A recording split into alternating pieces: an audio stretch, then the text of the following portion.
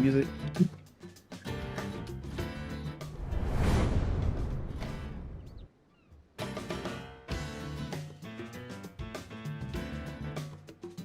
My mic it wasn't recorded for a second, and I think I have I have certain things up right now. Anyway, good morning and salutations, everyone. How's everyone doing today? Good weekend. Hope everyone is doing well this summer. We're in July, and well, there are certain things that are about to happen in July. One thing, I'm not gonna probably be here next weekend. Huh.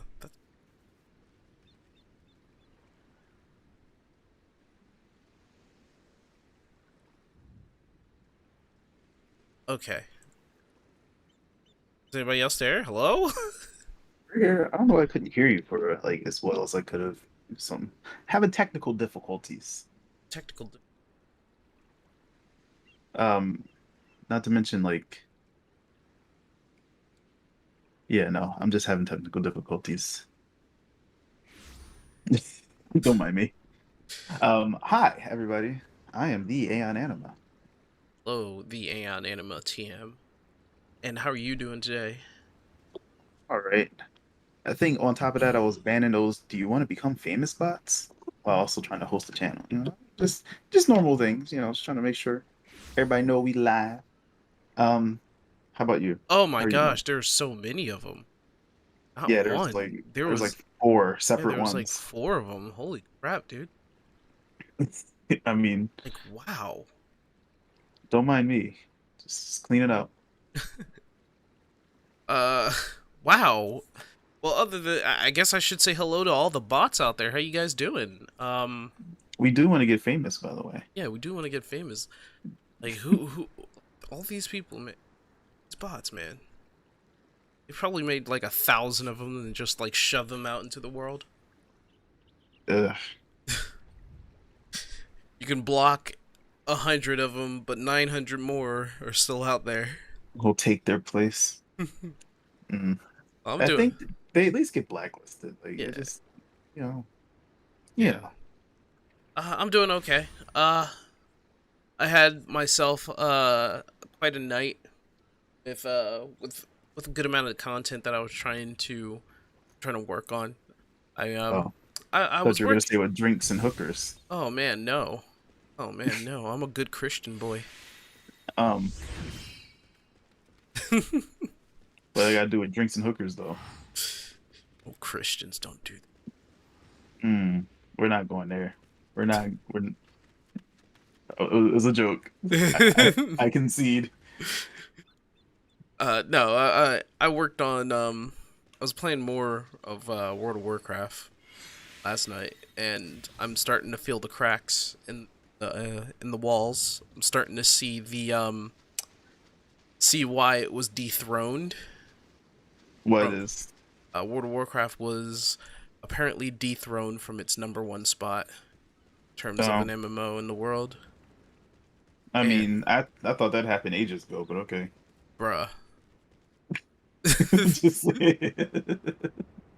I haven't heard anybody talking about World of Warcraft for like a long time now. It's okay because I know for a fact that you're not like in the genre too much, and you only No. go you're an outsider view. Hmm. So, World of Warcraft has been like super duper famous for over maybe 15 years. I know it's like almost 18 years old at this point, but Hmm. for like over a decade, it's been the king of MMOs for the longest I time. mean, I'm not doubting that. I know that it was pretty much the only MMO I ever even heard of when I was younger. Like my dad played it religiously. 'Cause, I had quite a few characters up to max level. I remember when you got Burning Crusade and Cataclysm, like I wasn't like completely oblivious. But it's just that I've been aware of its declining quality and like rising controversy and like growing dissatisfied customer base. And I figured there was probably some other MMO out there that was probably like at least gaining traction. You Yeah. know, it's like how Skype was the king of, you know, what we're doing right now and what happened. Yeah. I just don't know what happened to Skype, bro. Zoom is it right now, and Discord is doing just fine on its own. It's like Skype is washed. I but just assumed that it just fell off. well, the assumption that could be the assumption for a lot of people outside, but no, it was still holding on to that number one spot until most recently. And yeah, you're right. There was an MMO that was creeping up, and that was Final Fantasy 14 that creeped up. And funny thing is that the creator of Final, or the director of Final Fantasy 14, who's leading the helm on that, likes World of Warcraft and played World of Warcraft. Yeah, And you've told us. You've yeah, told our humble viewers. I think it's just that like I didn't know it was 14 itself because I was of course aware of 14's presence since you built like your whole entire channel around it. yeah, Um but I thought like there was at least some other ones. I just wasn't paying that much attention because it wasn't I did play a little bit of World of Warcraft. I didn't want to like devote my life at the time to it because I it, was living with my dad and he was like play World of Warcraft with me and I'm like, yeah. No, I would have said that it's probably not for you personally. But there are three more, which is Guild Wars, Guild Wars mm, 2. Some people say like Black Desert if we want to add that. no, But I there's never even heard of it. uh so Guild Wars, Black Desert. Um, Black Desert apparently has been getting a lot of traction because of its new classes and how it's rolling out dungeons. But it's still a pay to win kind of MMO. Sooner or later, it's gonna catch up. Is Yeah. I know that's gonna catch up. Elder Scrolls Online is one of Yeah, the that is other big ones. technically an MMO. Well, no, it is an MMO. Yeah. Well, I said I didn't think about it as such, but like, yeah, basically that. Yeah, Um, I and guess DCU DCE EU DC Universe Online. I mean, no. I'm not gonna say that it was one of those. DCUO. Yeah, DC That's what it Universe, is. DC Universe Online. Yeah, I wouldn't Yeah. say it was quite there touching the top five, but Hmm. I would say it's probably part of like the top 10 or top 15. It's definitely succeeding. People play it Right. for sure. But what's even beyond that is RuneScape. And Mm. it's RuneScape is older than WoW. And Yeah. it's been getting a resurgence because I guess people wanted a place that was more faithful, wasn't trying to cheat their customers out of money, or try it. Like I would say that World of Warcraft has become too corporate. Maybe that's what it is. I'm still exploring the game to see where like all the cracks are, but Where it all went wrong. yeah, I already have a bit of a problem with it because the narrative and the continuity of its story is like it has a lot of plot holes, so I can't really Mm. follow the story all so much because I have no idea what characters did what, who did who, why are we in this place? Nothing's explained to me, so I am 100% lost. They And just need to pull a Marvel. Just, multiverse of madness. Retcon everything, bro. yeah, Just no. The what if funny series. no the funny thing is that they did retcon everything in order to get to where they are, which is the reason why I'm lost. Oh Because well, they better re-retcon it. I don't know. How about Panic? He's Buenas. decidedly quiet. Panic. I saw a recent video. Um, Voice Critical talked about Halo 5, and he went out and said Halo 5 is probably the worst Halo narratively. Oh, nice. And More good news. and Yeah, I would completely agree. I would say that uh I would have to no. When did Bungie leave? Did Bungie leave at Halo 4 or did they leave at Halo 5? Bungie left after Reach was done. So one, Yeah. two, three, ODST and Reach are Bungie's. Oh, Everything That else was is that Studio was Studios. huge news when they were like arguing about what was going on with the game development. They were just like trying to make their own case and go off and be their own thing. which What's they the- Microsoft should have said like, okay, you can be your own company, but can we like work together still or something? Like, I would have asked that. You know, they're the ones who fostered Halo. They made the universe. You would think that uh, Microsoft would try to foster a sort of relationship with them, even if they're going out on their own. But maybe there was something like maybe there was something that Bungie saw like I don't know if they wanted to really keep working on Halo. Not really too sure. I can only think that whoever took up what's the company called 343 Studios or something? Is that Something like that. I can only guess that they didn't really get like the entire story from Bungie in order to continue the story. I can only think that. But yeah, so them's the works going on in gaming sphere. Uh Generally I would ask if anybody would like to share like a subject or anything, but I think today maybe we could talk about like what we did. Like you mean Like for you summer know, vacation? like instead of coming up with the subject, let's talk about like what we've been doing for like, you know, the past like July 4th and even before that, you know, casual conversation. Cause, you know, I had a thing here, you know, I wanted to be like, oh, okay, well, what would you want to see turned into an MMO? Because my first thing would have been like Pokemon or something like that. But, Yeah. but Pokemon as an MMO actually would bother me, but I'll talk about that another time. I think you said, well, you played the Pokemon expansions, right? The DLCs, right? DLCs for the game I didn't buy. Oh, I thought you, don't you? I I didn't. thought you I had it. don't have Sword or Shield. I couldn't support that. That was that was such flagrant like consumer abuse. Regardless of how everybody feels about it, like I know that that was less work. Like that was laziness, and they were charging more. At the end of the day, like they knew that people would say it's Pokemon, you're gonna buy it anyway, because that's what all everybody kept saying. All right. And I can't support that. Okay. Like I don't care how good the game turned out to be in the end. Okay. I'll leave it at that because you probably have like a glossary of things to say. So, I uh, mean, that's the gist of it. I don't have much more to say than that. I just right, didn't play Sword and Shield. right. Like it Well, that's not good stuff. I can say that there has been a huge shift in, I guess, in where I'm in. There's been like a huge shift in MMOs. I already talked about that. How WoW lost its number one spot. But like when a game loses its number one spot in any case, like it's kind of sad for me because there's a trickle effect with all that.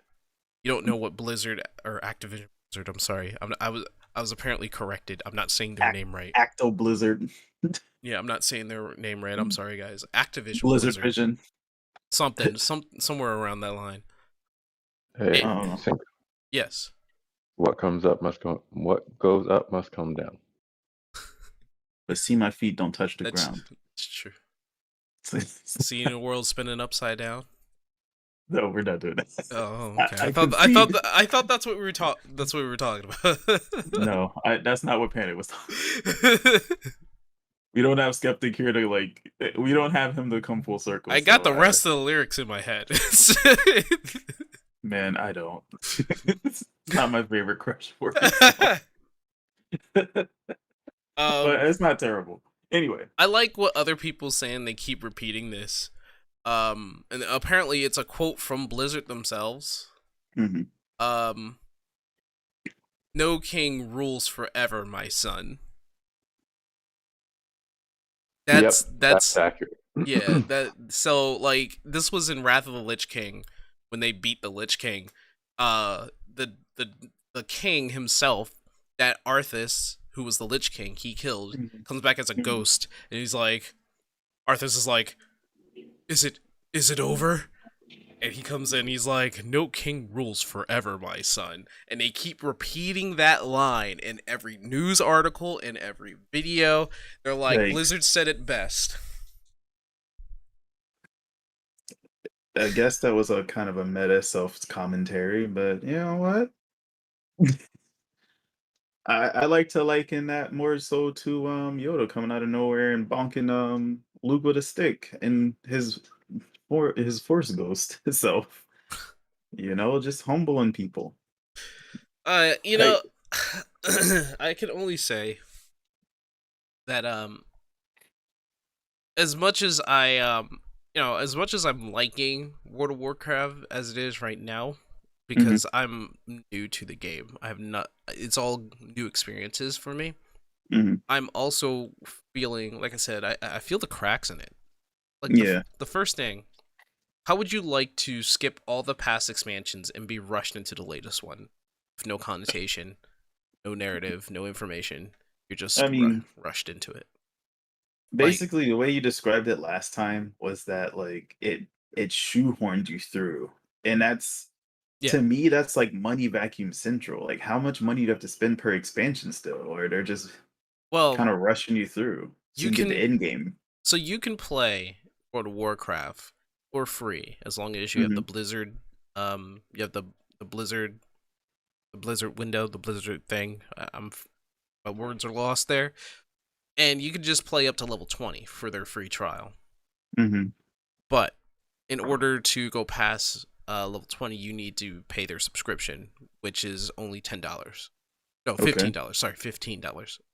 And if you want to play Shadowlands, you just pay 30, 40, $50 depending on what pack you want, and you have now you have officially Shadowlands, which I did, of course, and I'm paying the subscription. Mhm. So it's not like it's a lot of money, but Okay. it's just the fact that I bought Shadowlands, and before that, it was technically sending me through BFA, which Mhm. a lot of people argue is the probably one of the worst ones, if not, Mhm. because it's that or Warlords of Draenor, Mhm. and we're talking about like God, 8 different expansions here, Mhm. but BFA was supposedly not good, but I went through it and I wasn't having that bad of a time. Problem was is that I reached level 50 very early going through the story. And that there was a problem for me personally because it wasn't being synonymous. Like your leveling is not synonymous with the story. Figure you're playing, I don't know, figure you're playing Final Fantasy X, right? Mhm. And you made it to level 99 Mhm. on the second Seymour fight. Yeah, I get that. Right. And you're max level and you're just like not getting excitement leveling anymore because you're just going through the story now. Yeah. The only difference there is that like, and I'm not trying to shoot down the analogy. It's just some people really are just playing for the story. So if max leveling gets them through it quicker, they're probably not going to worry about it as much. People play games for different reasons, and if MMOs are more centered around the progression of your character, I can see why that's an issue if whether the story is good or not, it's happening too fast, And you know? you would be right about that because that is how Blizzard train their their players. That's how they train their MMO players. They think that they more or less just want to get through the story and that's about it. Like they send them through max level real quick, get them through story, make it to end game, and that's where the real fun starts. Like Right. like the game really thinks that end game is really where the game begins. A lot Mhm. of people tell me that too. Like end game is where the real game begins, but then like the journey is missed on me. Yeah. Like as a new player, for people who have been playing the game for years, they are trained to think that way. Mm. They are trained to be raised up that way, and wow, that end game is the only purpose of it at all, like at all times. Like there's the story doesn't really matter. They just want to make it to end game. They want to do the raids. They just want to, get gear, but the story doesn't really matter. And to be fair, at the very beginning, World of Warcraft wasn't about the story. It was about the journey. Yeah. It was Well, I feel like any MMO is about the journey. You're putting all this time into like the progression, well, you know? like when World of Warcraft came out, leveling was much harder. I know. And and I didn't play it, but I like you have to believe me when I say my dad explained everything. He was yeah. always really excited about it, So you know? you probably know that it was much harder to level. There was no real story in World of Warcraft. It was really just you being an adventurous guy and going around doing quests and Yeah. fighting the whatever opposite faction there is. And that was World of Warcraft. When Burning Crusade came out, that's when a Which I was narrative. there for. Right. Yeah, like that's when it really started to kick in a narrative. Right. Like believe it or not, you can't hate something you don't know, right? Right. I didn't necessarily not want to play MMOs at all. Like I don't have something against them just to have something against them. It's more so that it was because of that idea, and on top of that, the big issue my dad ran into is that once he reached in game, everything you had to do was within groups, and he couldn't find anybody in his like time zone or that could work with his schedule where he could collaborate with them to do a lot of the in-game stuff. Right. That's kind of tough because it's not like there's a guide or a YouTube video on how to make friends on World of Warcraft. No. It's like Because you're right. just Because the community is also a big part of an MMO, and the it WoW's community was very thick. It was there. It was huge. was dense, bro. Right. Wasn't like And there wasn't people around. It's just that like how do you get into it? There was a little bit of elitism, there was a yeah, little bit of like well, everything has a click, but there was a it's little bit of just everything. So yeah. So that's it's just hard to like really justify the end game being it if unless they changed it, you still need to rely on other people to really experience it at its max. right. I mean, you can always randomly be put together with other people and just go through That a didn't start dungeon. till later. That didn't start till later. Oh, really? Oh, okay. Yeah, Yeah, that didn't happen in the that beginning, didn't start. That didn't start until Wrath of the Lich King, I believe. Oh, okay, okay, okay. All which right. presented a major problem for my my Okay. father. No, then It's a huge barrier. that right there is what brought people right there like together. People had to be like, "Hey, do you want to do this dungeon together? I'm trying to get through this one dungeon, or I'm trying to get through this raid. You want to do that?" That's probably what fostered World of Warcraft's community to become so close together. And Mhm. I can't experience that as a person who just got into WoW.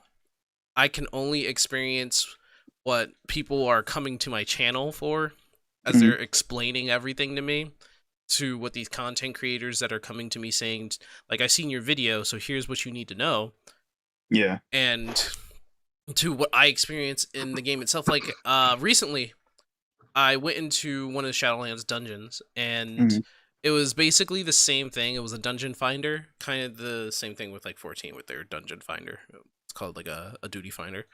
But when we did the dungeon, um, my MMO instincts, obviously, since it was fostered over like most of my life, I knew exactly what to do as a DPS, Mhm. and there's the role of tank and healer. So you probably get that too. You understand that the tank is always going to be head first, goes into danger, pulls whatever mobs that they can.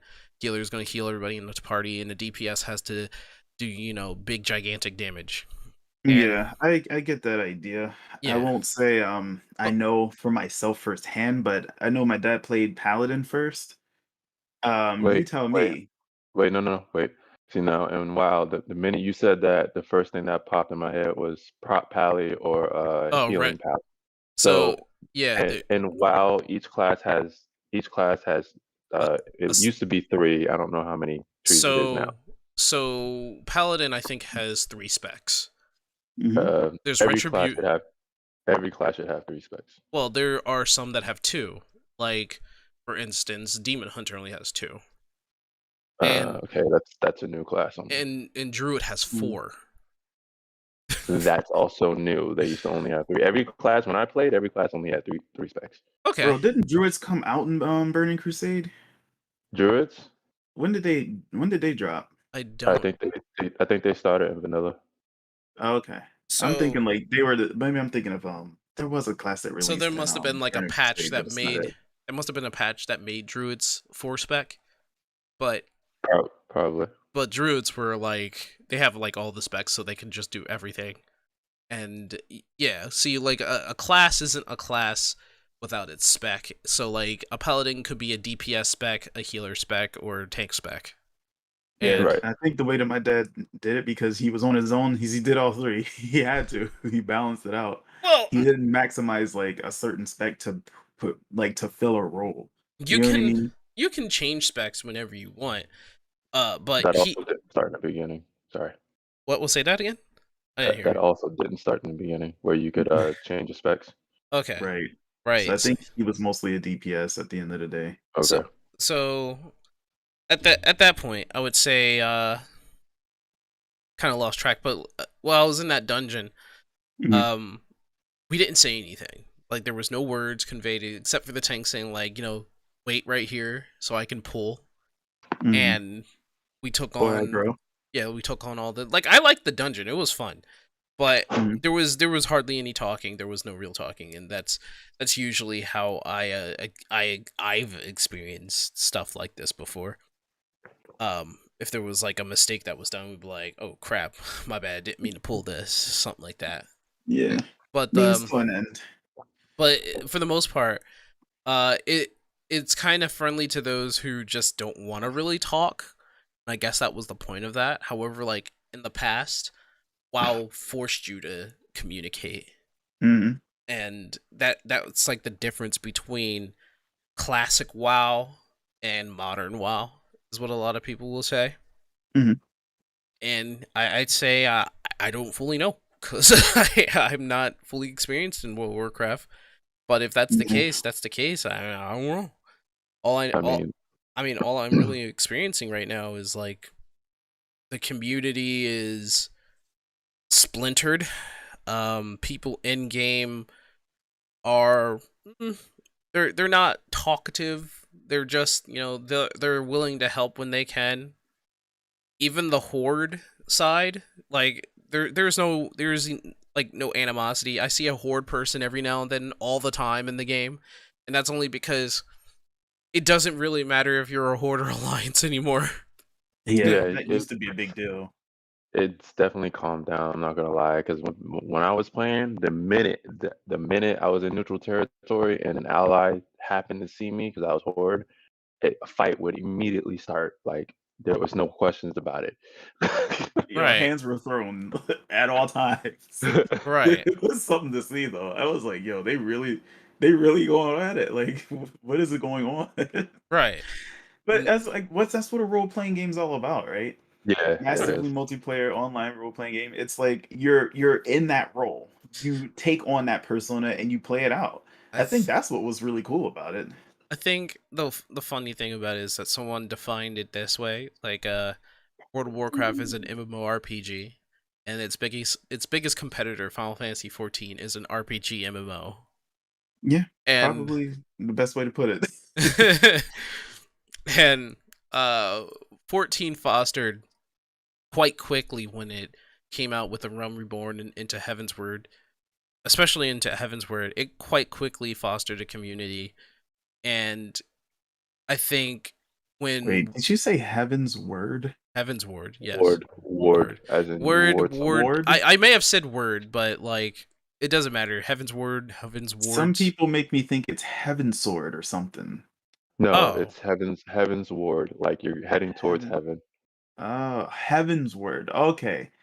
Like, okay, Homeward, but Yes. Heaven's Word. right. I mean, I still probably said it wrong anyway, It but don't matter. I just didn't know the context. I haven't seen the word, so yeah, Heavensward. And the reason for that is because the theme of the game is you going up. Like the point of the game is you're trying to stop this dragon war, and you're steadily going up towards the heaven. Mhm. And the theme job of that expansion is the dragoon. which jumps real high. Yeah. Yeah, Jump good like Samurai Jack. right. Um, Um, the 14 fostered a community quite fast during that time though, and mhm, people in the World of Warcraft community noticed, and mhm, that's when the first Exodus supposedly happened. So whenever I say Exodus, think of it just being generally between World of Warcraft and some other MMO, right? So when the first Exodus happened, it was mhm, around Heaven's Ward, mhm, and people started leaving. Um, they started leaving A Realm Reborn, or they started leaving World of Warcraft, and I'm not really too sure because I'm thinking about the expansion. I'm not too sure. This was 8 years ago, mhm. so I think Panic would know which expansion that is. Is that Um, Warlords of Draenor? I think so, cause it's not what the hell is that? The it's not the Squid People Okay. expansion. I think it's the one after that. So, because if it was Legion, there wouldn't be any reason to leave because I heard Legion was good. Legion was good. Um, Until Warlords, the Fire Nation attacked. yeah, until BFA came out of nowhere. The big fat accumulation. Um, but there was an exodus there, so that's where they first got their refugees from. It was Heaven's Ward. Stormblood came out. There wasn't really much of an exodus. It was just like, maybe a trickle, maybe. But people started going back to World of Warcraft because there was an expansion that was working out pretty well. I Mhm. think. Um, not too sure. Yeah, it was Warlords of Draenor sync It was where that Warlords. people started to head to 14. I don't remember Realm Reborn being active during Warlords of Draenor, but I guess it was. I guess it maybe the tail end of Warlords. Maybe. Because I don't know when, but I know that that expansion is apparently synonymous to the first Exodus. And the second Exodus, I'm not really too clear what the second Exodus was. I don't know what drove people away from World of Warcraft. I know that after Warlords, I thought that was Legion, right? Yeah, that was Legion. It was Legion. Okay, so Legion, and oh, it was BFA. It was BFA. BFA was the second Exodus. So when BFA came out and people were just like, "This is stupid," that's when they started leaving again. And then Shadowlands comes out, and then it was another Exodus. And the thing about the last one for Shadowlands is that Shadowlands wasn't like a horrible expansion from what I've heard, but it was very lacking. There wasn't much content, and people started leaving because there was nothing to do. That's why that third Exodus happened. But the third Exodus was, I have to admit that I'm sure that the reason why people were leaving and why there wasn't that much content was because of the was COVID. I think. Mhm. Yeah, COVID, man. Like, it's hard to really state just how many shockwaves were sent through the world. Like, how many things were interrupted, disrupted, boosted, people who adapted, people who didn't adapt, and it's like you'll be hearing about the effects of like COVID coming out of nowhere for years to come because there's so many stories that haven't even been told about what happened.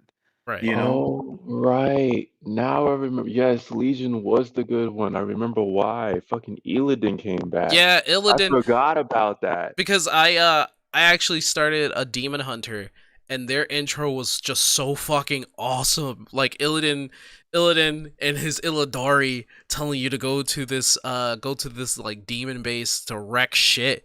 And you in there honestly overpowered as a demon hunter and you're absorbing all their powers. Like, I don't know if you've ever played Soul Reaver, but it felt like that. Yeah, You I could played Soul Reaver. you can double jump, you had wings, you can glide. Your class can glide already, and you were just absorbing demons like left and right, and you were taking powers and shit, and you were making things explode. It was such a good starting area. But like what For made go ahead. for context for Anima, so Illidan is the last boss for Burning Crusade, the second expansion. He is a race of a blood elf who took on demon powers, and he's causing havoc in the Outlands. So he's the last raid boss in the Burning Crusade story. So when Legion was announced and came out, he had gotten resurrected somehow and started wreaking Mm. havoc again. Um, I was about to so say that was the class that came out. It was so Blood Elf in Burning Crusade, right? he didn't. Yes, Blood Elf was a Burning Crusade class. So from what I can Okay. Not remember, class, race, not class. so You Sorry. know, yeah, yeah, race. yeah. So what I can remember, It was some kind of elf. Illidan did lose in Burning Crusade, but he didn't die.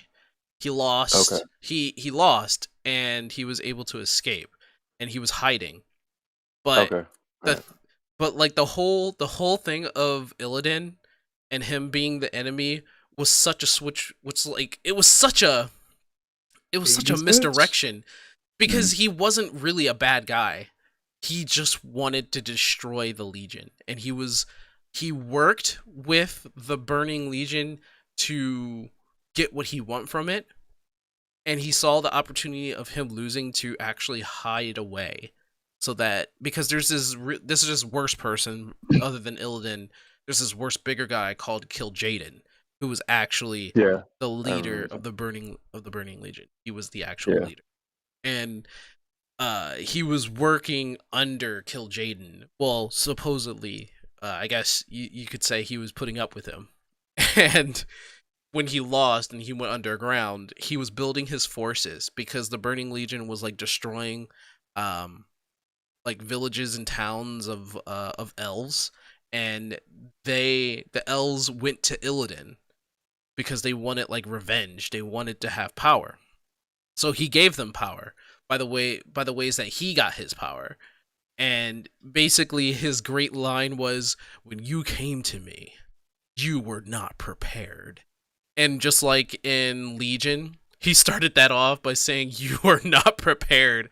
Like that was like you have to hear it from him because I forgot who the voice actor was. But it's You this you lack preparation. I love that as a diss. uh but you know his voice actor, by the way, Enema. You've And heard of it. Zam, or I'm sorry, Um Zemnis. no. Oh, so Um rad. You called no, that it man. That's also is rad. it's Kane. I'm sorry. It's Kane. Oh, Kane's voice actor. Yeah, that's the dude. He's Yeah. also Really? Caius. Yeah. Really? That was Nice. a voice actor? Okay, Yes. that's interesting. Yeah, that's him. That dude And has the best voice. That's why he's like yeah. such an epic voice. Yeah. And He could be epic voice guy if he wanted to. he's Illidan, and the whole thing of Illidan was that he just wants to destroy the Legion, and he actually wants to protect Azeroth. But we, as the player character, didn't know that, so we beat his ass in Burning Legion, and he took the opportunity because he was smart enough to see that as like, okay, I can hide underground for several years and build my forces, which he did. And when Legion comes out, he's like, my Illidari, you are now prepared. I was like, oh shit, are we gonna come out and start wrecking shit? Which we did. We started the whole starting area was us taking down an entire demon fortress. And when we came back though, the elves captured Illidan. Well, they didn't capture him, they actually killed him. And they separated his soul from his body.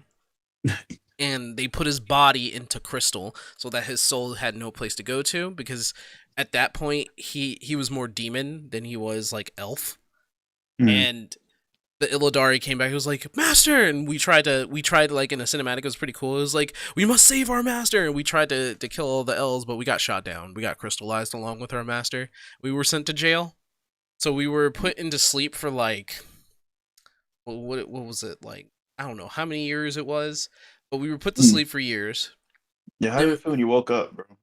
Well, from what I could tell, we were confused because we're just like, why would you wake us up? Like, I woke up 3 years later in a daze. because the person who put us on ice is the same person who freed us, but we found out soon why that they woke up the Illidari, and that was because demons were attacking. And so they were like, what better way to fight demons than the demon hunters? So they woke us up and they were just like, here's the deal. We're going to wake you up. You're going to kill the demons. We're going to destroy the Burning Legion, and you can have your freedom. Uh, okay. And you got to remember these are former elves. All demon hunters are all elves, so you can't choose any other race anyway. But the start of the Burning Legion on the demon hunter side was probably like the best starting area in the entirety of World of Warcraft, and I love demon hunters for it. They're just too fucking awesome not to play. And unfortunately, I'm focusing a lot on my Death Knight, which they have a pretty cool starter as well. They came out, I think, in Wrath of the Lich King. Basically, you're resurrected. You were a hero who died fighting the Scourge. You get resurrected by the Lich King, and you were ordered by the Lich King to massacre an entire kingdom, which you do. You kill innocent people, you kill knights, no matter who they are, and it's kind of gruesome. Women and children alike. And the reason why they did that is because they wanted to emphasize just like what the Lich King is doing and how evil he actually is. But Yeah. you get to a point near the end of the starting area where like you meet a friend who knew who you were before you were killed. Said like you sacrificed yourself to protect others. You were a hero.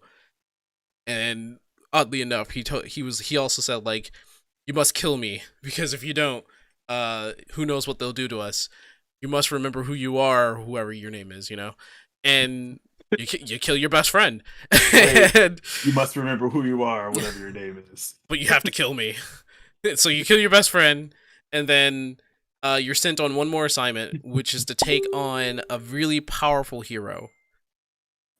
Um, Oh gosh, I love the irony of that.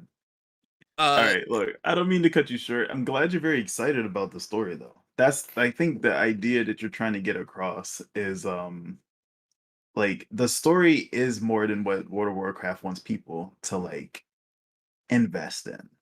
You know what I mean? Like, I think where originally you came in, you were just like, I'm trying to see the cracks. But there is still a lot of good in what they created, and the lore is there. The disrespect that probably isn't their best move because they went out of their way to make so much of it.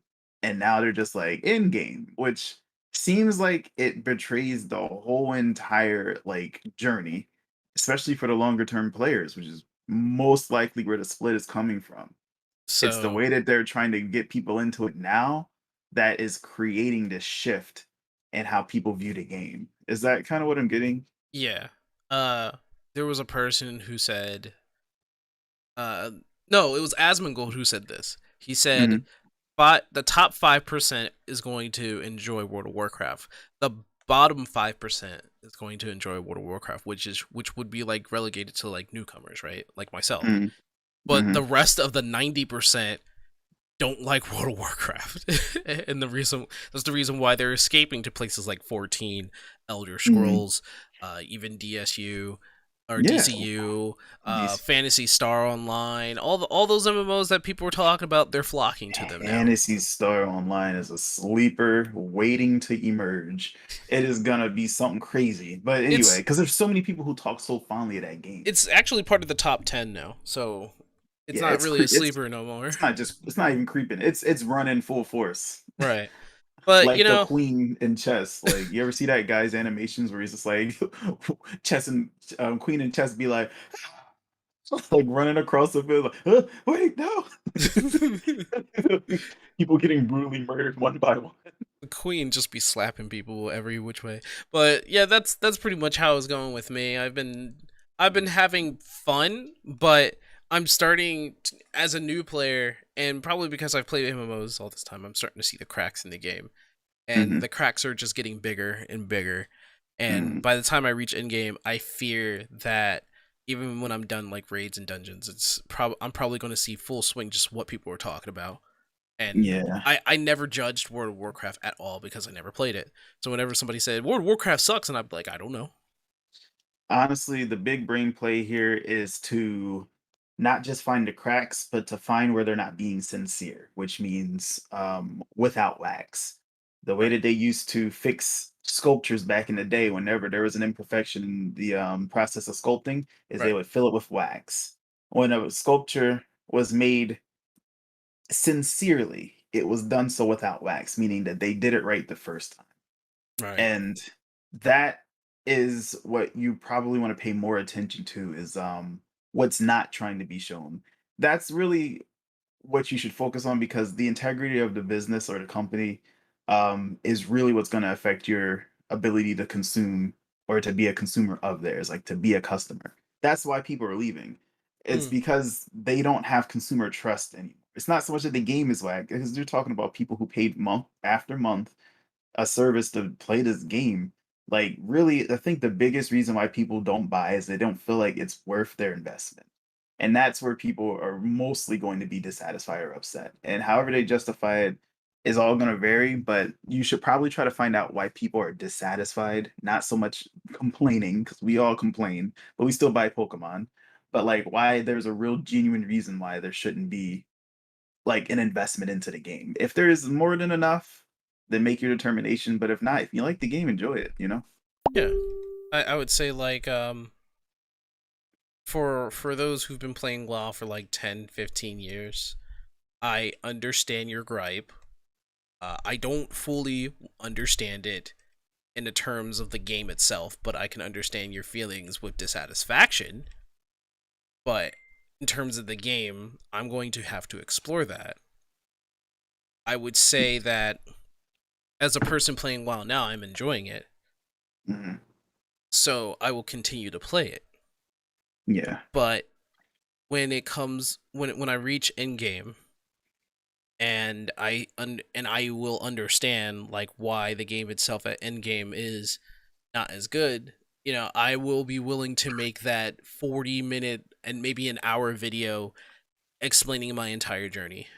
Like at first it was like a 22-minute, 20 something minute, was something like somewhere along the line, 20 something minute video just me getting into the game. I think by the time I'm done playing WoW, it'll be like maybe an hour, 50 minute video, just like a 14 player experiencing the entire thing.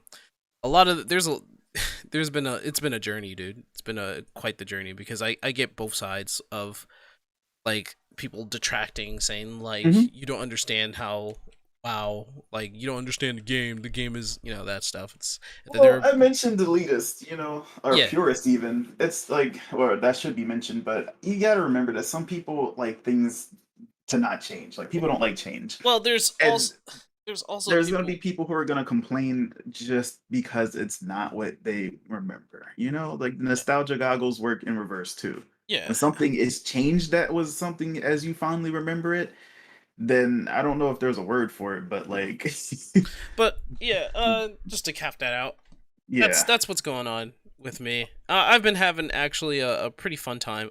I played two MMOs now, three if you count Mhm. Fantasy Star, Yeah, well and then you're having a good time, right. having a good time. Don't Uh, stop us now. I see you're also. Did you just get into Mario plus Rabbids, or have you been playing that for a while?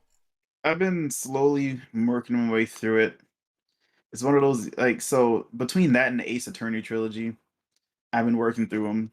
Like just I figured I wouldn't stream it because these are games I just kind of want to play when it's just me and I'm just kind of chilling out. It's like handheld mode is Ace Attorney. Like, Right. but I'll play Mario Rabbits on this actual TV. I did hit up handheld mode just recently because it's not a high execution game. Like those aren't games that require my pro controller. Um, but I think that like it's not my first tactic strategy game per se. However, it's the first one I've really enjoyed. Um, and it has really less to do with it being Mario, more to do with it being rabbits, even though I'm not a Rayman fan. So make sense of that as you will. But I think that like the charm that their particular handling of the IP has brought to the table is what makes this game magical. It's not even a combat because I personally could do without all the puzzles and the movement. Like the game's like in between battles is like to me, and I don't hate the combat. It's not easy, but it's challenging, and that keeps me hooked. But I think the best thing I got out of it is how they've like handled the world building. Like the collision of worlds and the character development is something that has been something I'm personally starving for in Mario games. We were talking about it a little bit before the podcast. I'm like, we just need more character development for like not Paper Mario. You know, like these characters have personalities. The reason why Bowsette broke the internet is because Bowsette gave Peach something other than damsel in distress. It's not like it's the first or only time that's ever happened, but like I think the combination of Bowser's actual established character and like Peach without just the sheer, I don't know what the word is, like just she's just too like Dainty. plain. No, not even dainty. She's just so one dimensional. Well, most characters, for the exception of like maybe Toad and Luigi, are just dimensional. Honestly, Mario is quite literally just big hero. He's big hero guy, and he's always going to be like the first person to step up. And Peach, and I can see what you're saying because in Mario plus Rabbits, they add personality to him because it's a longer story centered. Maybe not a lot of like voice acting at all. I think it's mostly like text, right? It's if you want me to be honest with you, there's more said without the text than there is with the Okay, text. it's the personality itself. Like Mario is like more or less that hero guy, but he also has a side of like, I think he's like showing more humanistic in Mario plus Rabbids because No, he's the same old Mario. You know who isn't the same though? I mean, Luigi's the same old Luigi. Mario's the same old Mario. Peach technically, because she has a little bit more to do than just show up, technically is not the same old Peach. She is like the heroic Peach that she flips back and forth between, you know, for whatever reason. Like, right. you remember Mario RPG Peach? I remember RPG Peach. Yes. Like the way back, the clap from way back Peach. This is that Peach. So like this is the Peach that has like she has a jokative side. She also um she likes to play a little bit of tricks and she also can hold her own without Mario, right? Yeah, This basically that minus like the dialogue because she doesn't get a chance to speak outside of when she's just at the castle and she has her text. But she has this streak of like not wanting to sit around and just be here. She likes to do things. She likes to get involved. And she likes and it's fun for her. And you can tell the way she makes her appearance in the game because she is playable. You can see it on the cover. But like the way she comes through is like she just floats in on her umbrella and just like, you know what? I'm here to fight. He pulled out a gun out of nowhere. She hits you with the um what's the best word I can use here? I'm failing to use words today. She hits you with the surprise motherfucker. Like that's the best way I can put it. Surprise motherfucker. And then she just pulls out a gun and just starts blasting. And she doesn't just have a gun, she has a shotgun. I don't even know why. She has like a whole boomstick. And the way that she kind of like caps off her appearance as a playable character is Mario and like the rabbit involved because you have to have a rabbit on your team at all times. right. Um, step aside and let her deal the finishing blow, which is like the head that's left after you beat the boss, and she kicks that thing like straight up kickball kicks that thing. I mean, I haven't seen her kick. I haven't seen her character model do anything like it. It's just something magical that happens where you're just like, oh yeah, I forgot. Peach is a character, not just a like plot device for Mario to start jumping over some freaking turtles, man. Right. It helps, but more so than that, when the rabbits are fused with the different characters, you have Rabbit Peach, you have Rabbit Luigi, you have Rabbit Mario. You have like you have this different insight into the characters. I think And the that's rat where it really is at. yeah, I think the rabbits accentuate like a personality that they not really like the opposite of their major personality because Rabbid Mario acts like a big shot, right? That's Hmm. accentuating like Mario's persona because Mario All isn't right. he doesn't act like that. Luigi, Rabbit Luigi is what would you say? He's more caring or something like that. Uh, Rabbit Luigi is like He's 'Cause still pretty blank slate. I think he's more caring and more of less. He acts like a support to like Rabbit Peach, in its own way. Like he more like acts like a.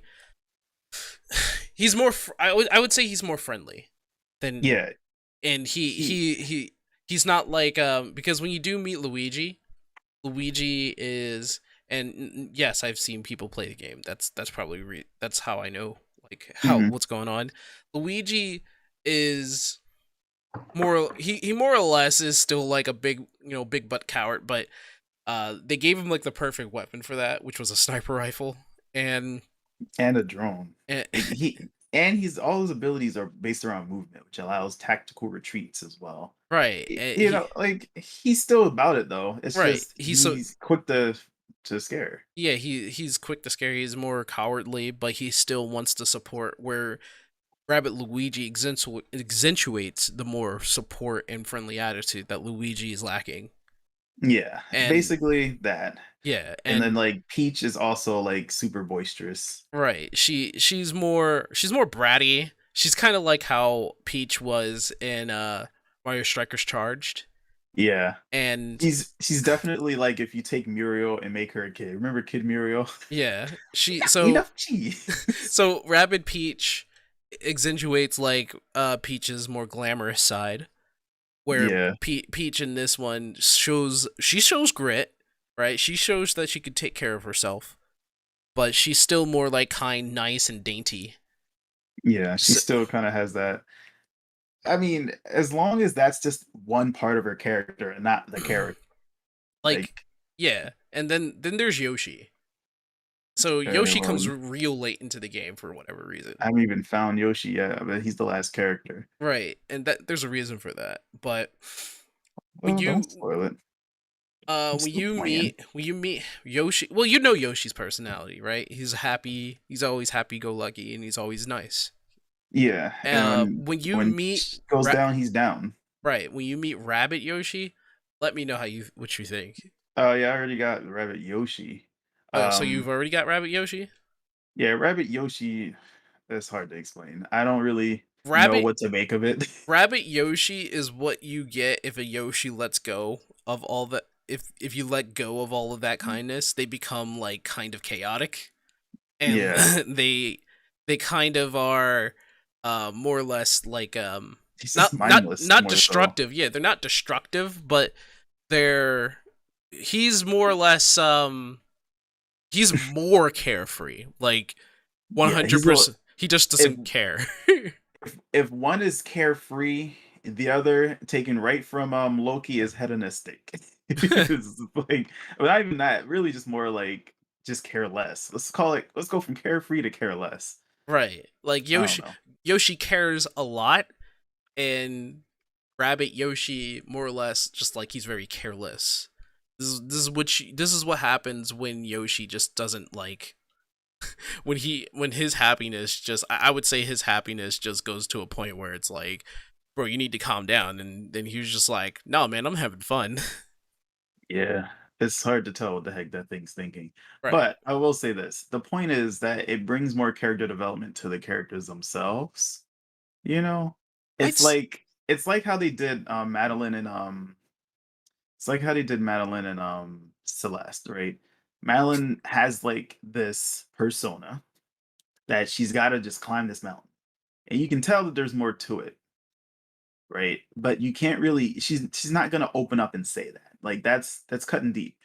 Then Madeline, as we call her, shows up and she claims to be the pragmatic side and she's the one telling her not to do it. The character development for the one character happens in that you get to see two sides of the same coin.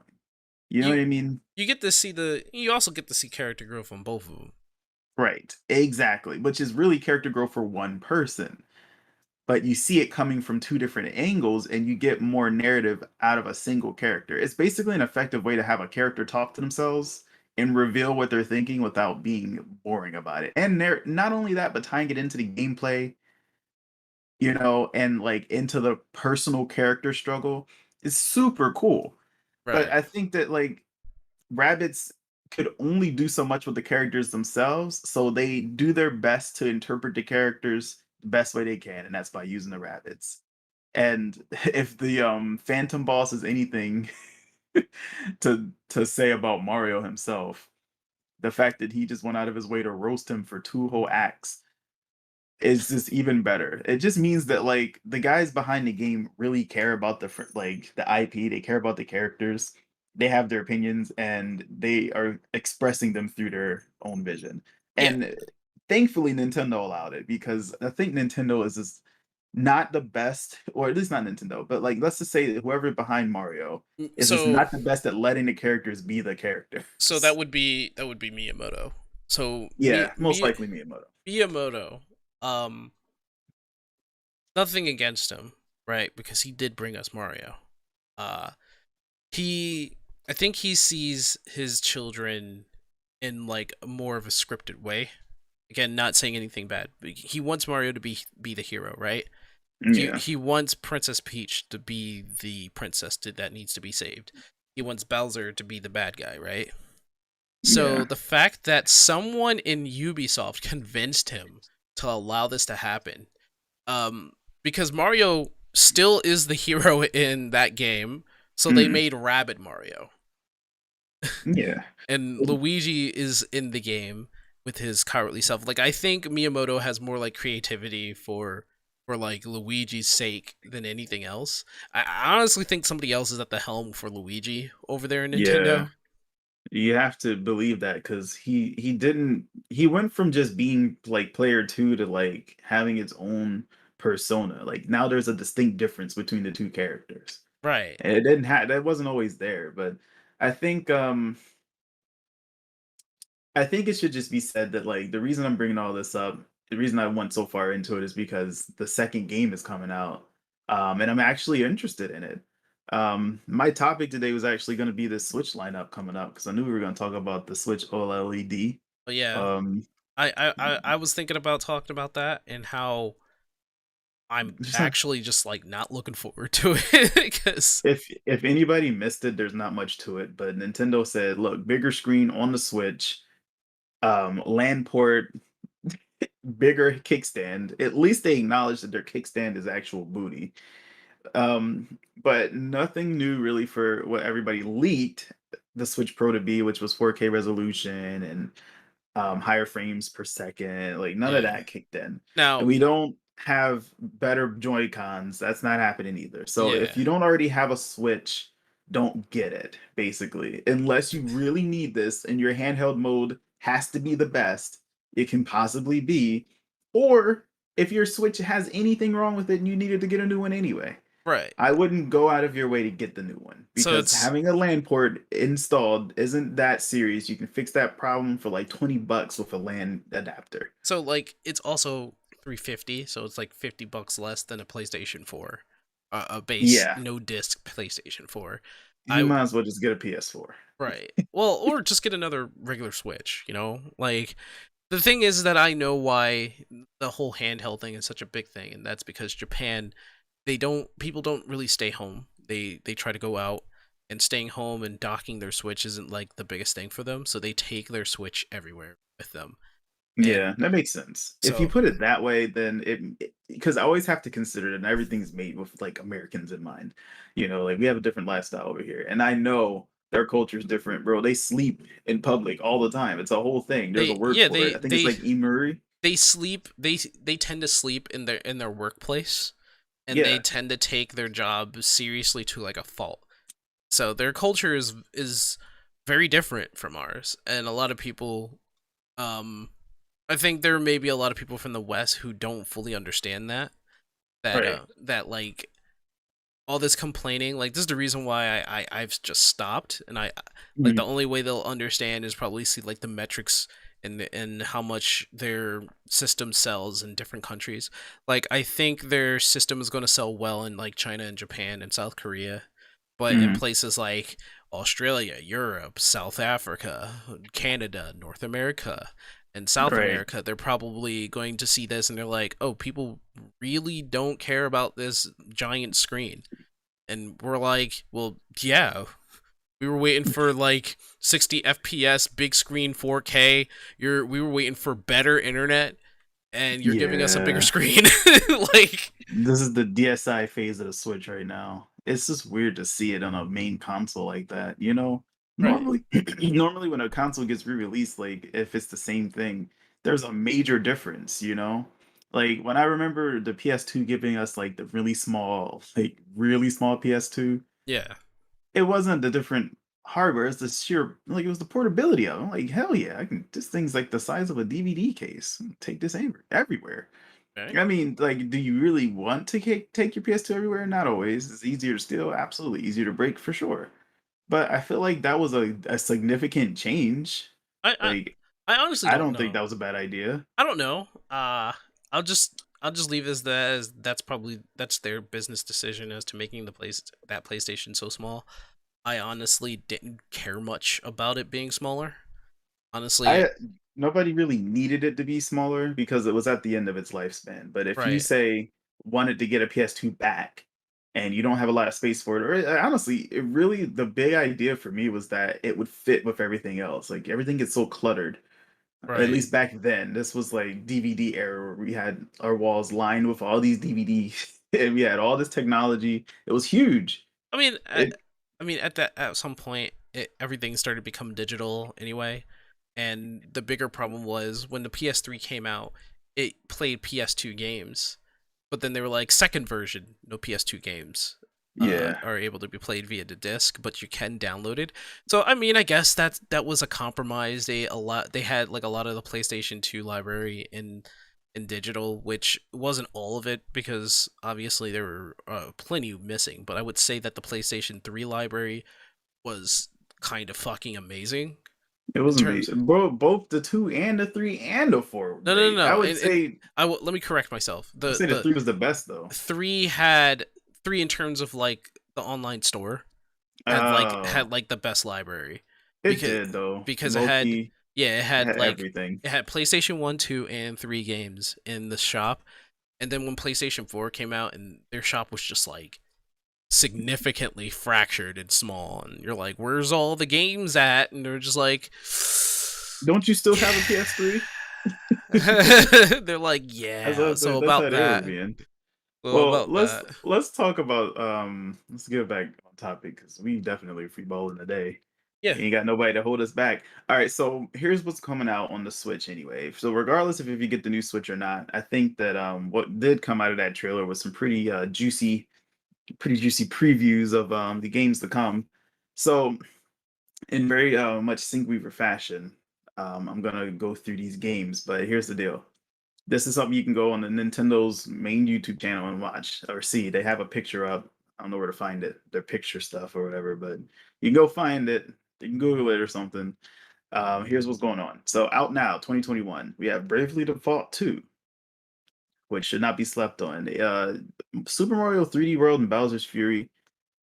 I could make my whole topic about how good Bowser's Fury was, I think and how good Super Mario 3D World is. they should honestly start basing a lot of their Mario games off of that, to be honest, because They probably are. I had a lot of fun on that, and I know it's a mix between Super Mario 3D World and Super Mario Odyssey. So That's not the most important thing to focus on. What's really cool is how like, and I was telling Panic this. The coolest thing about it is how it's all one big world. yeah, You just show up in levels. In fact, some of the challenges had you cross through levels, not even like through the level, like around it. Like you could jump over a level. It's just like, yeah, this is what's happening now. And the item bank, like that revolutionary. Both of those things revolutionary. And Bowser himself being like a constant world hazard, not even stage hazard. Like, it don't matter where you are, he's there, and it creates like real anxiety. and like he always knows where you are. I haven't felt it at OSM, which is, if you don't know, an oh shit moment, quite like that when he would not go away after I got another cat shine. Like when they were like the power of the lighthouses. No, he's grown too strong for the lighthouses to repel him, and I'm like, bruh. I was like, I cannot right now. The ones that are left require the most platforming. I gotta go find something else. And like dodging my way to another opportunity to get this cash shine so I can fight this dude. It was crazy. All right, anyway, Pokemon Snap. Heard great things about it. I actually still want it. Haven't gotten it. Don't plan on getting it anytime soon though. But it will be mine. Apex Legends. I think we've talked about it a few times. I don't know. I don't know much about it, but I know it's good. Monster Hunter Rise. Also been hearing great things about Rise. Like, it's funnily enough, the game's library on the Switch. Okay, hold on just a moment. There is the family that you gotta pay attention to. This is what happens when you have children. I mean, my child isn't here. You know. Anyway, um, I don't know what Knockout City is. I gotta revisit what the heck that even is. Dodgeball. Metopia.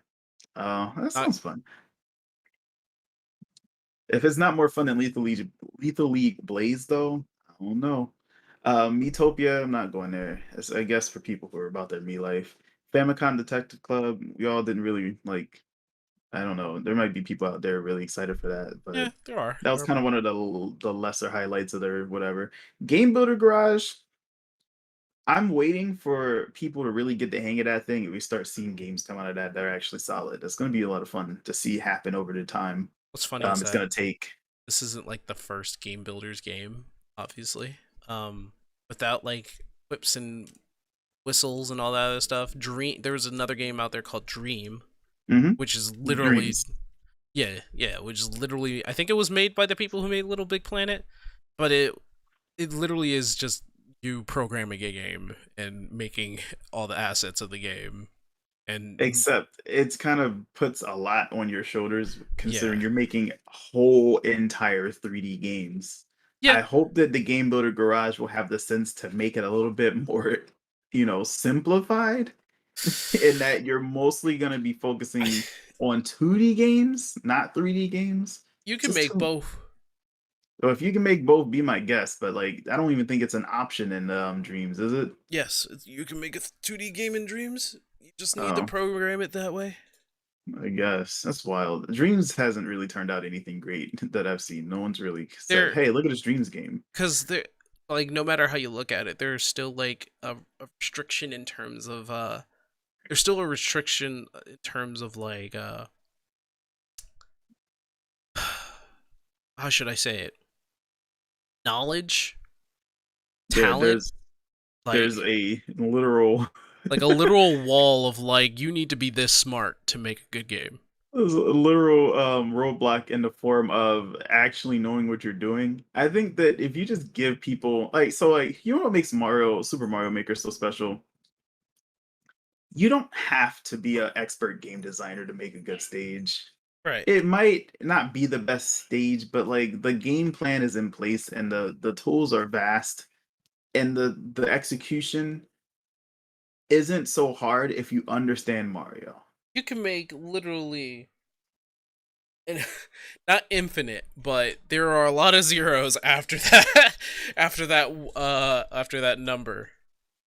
It's like it's a very straightforward concept, right. It's not a googleplex of like it's not that big. But Yeah, like Mario's formula is simple enough for people to duplicate. I think that's where people are gonna get stuck. It's just like you can't just pick up a game and expect to know what you're doing. Like you get right. it's like picking up Rocksmith, which is a game that you can plug your guitar into and play. Right. You're still going to need to invest in a guitar. And you're still going to need to invest in some things outside of that. It's not, you're going to need to find out what you're doing. Rocksmith alone isn't it. You have to get some extra knowledge. You need more time to figure out what you're doing. So, any other games on the Switch? Yeah, these are all out now. So Subnautica Below Zero, I don't even know what that is. I gotta remember later. Anyway, summer 2001. So already seeing these releasing. Mario Golf Super Rush. A lot of people having a lot of fun with that. Outer Wilds, I think, had a lot of excitement, and another Monster Hunter game's coming soon. Monster Hunter which is Stories. 2. Yep. Indeed. Now one that I know Panic is excited about, right? Right? Monster Hunter Stories? No, I'm about to say it. Neo. Uh, I'm waiting for him to finish the sentence. I know he knows what I'm talking about. Is he here? Panic. Did we assumed forget to switch him on? assume that he's not here. Mm. Anyway, No More Heroes, the sequel, okay? Uh, No More Heroes, the sequel. I mean, not No More Heroes, like The World Ends With You. I'm sorry. I was like, I completely drum myself up and didn't even say it. Neo, The World Ends With You. You know yeah. Actually, there's an anime out right now. Plan to watch that. Cool. Myself. Tony Hawk's Pro Skater 1 and 2 is finally coming to the I Switch. gotta get that. Honestly, I loved Tony Hawk when I was a kid. I wasn't like too much of a big fan of like the Tony Hawks that was coming out more recently. I think it Well, was nobody broken. was. They fell off, and they were trying too hard to like innovate. Like they were doing things nobody asked for. Like Yeah, they're trying to make a motion control like skateboard or something. It was weird. yeah, yeah. That made no They sense. like, and then they got threatened by Skate, which was like hyper realistic skate simulator that did it right, and they were trying to they were just not sticking to their guns. That's Right. how any good game becomes not great. Um, Legend of Mana. No More Heroes is coming out, but I was tripping because I I was should be looking at that at playing. the moment. Should honestly be playing Legend of Mana myself.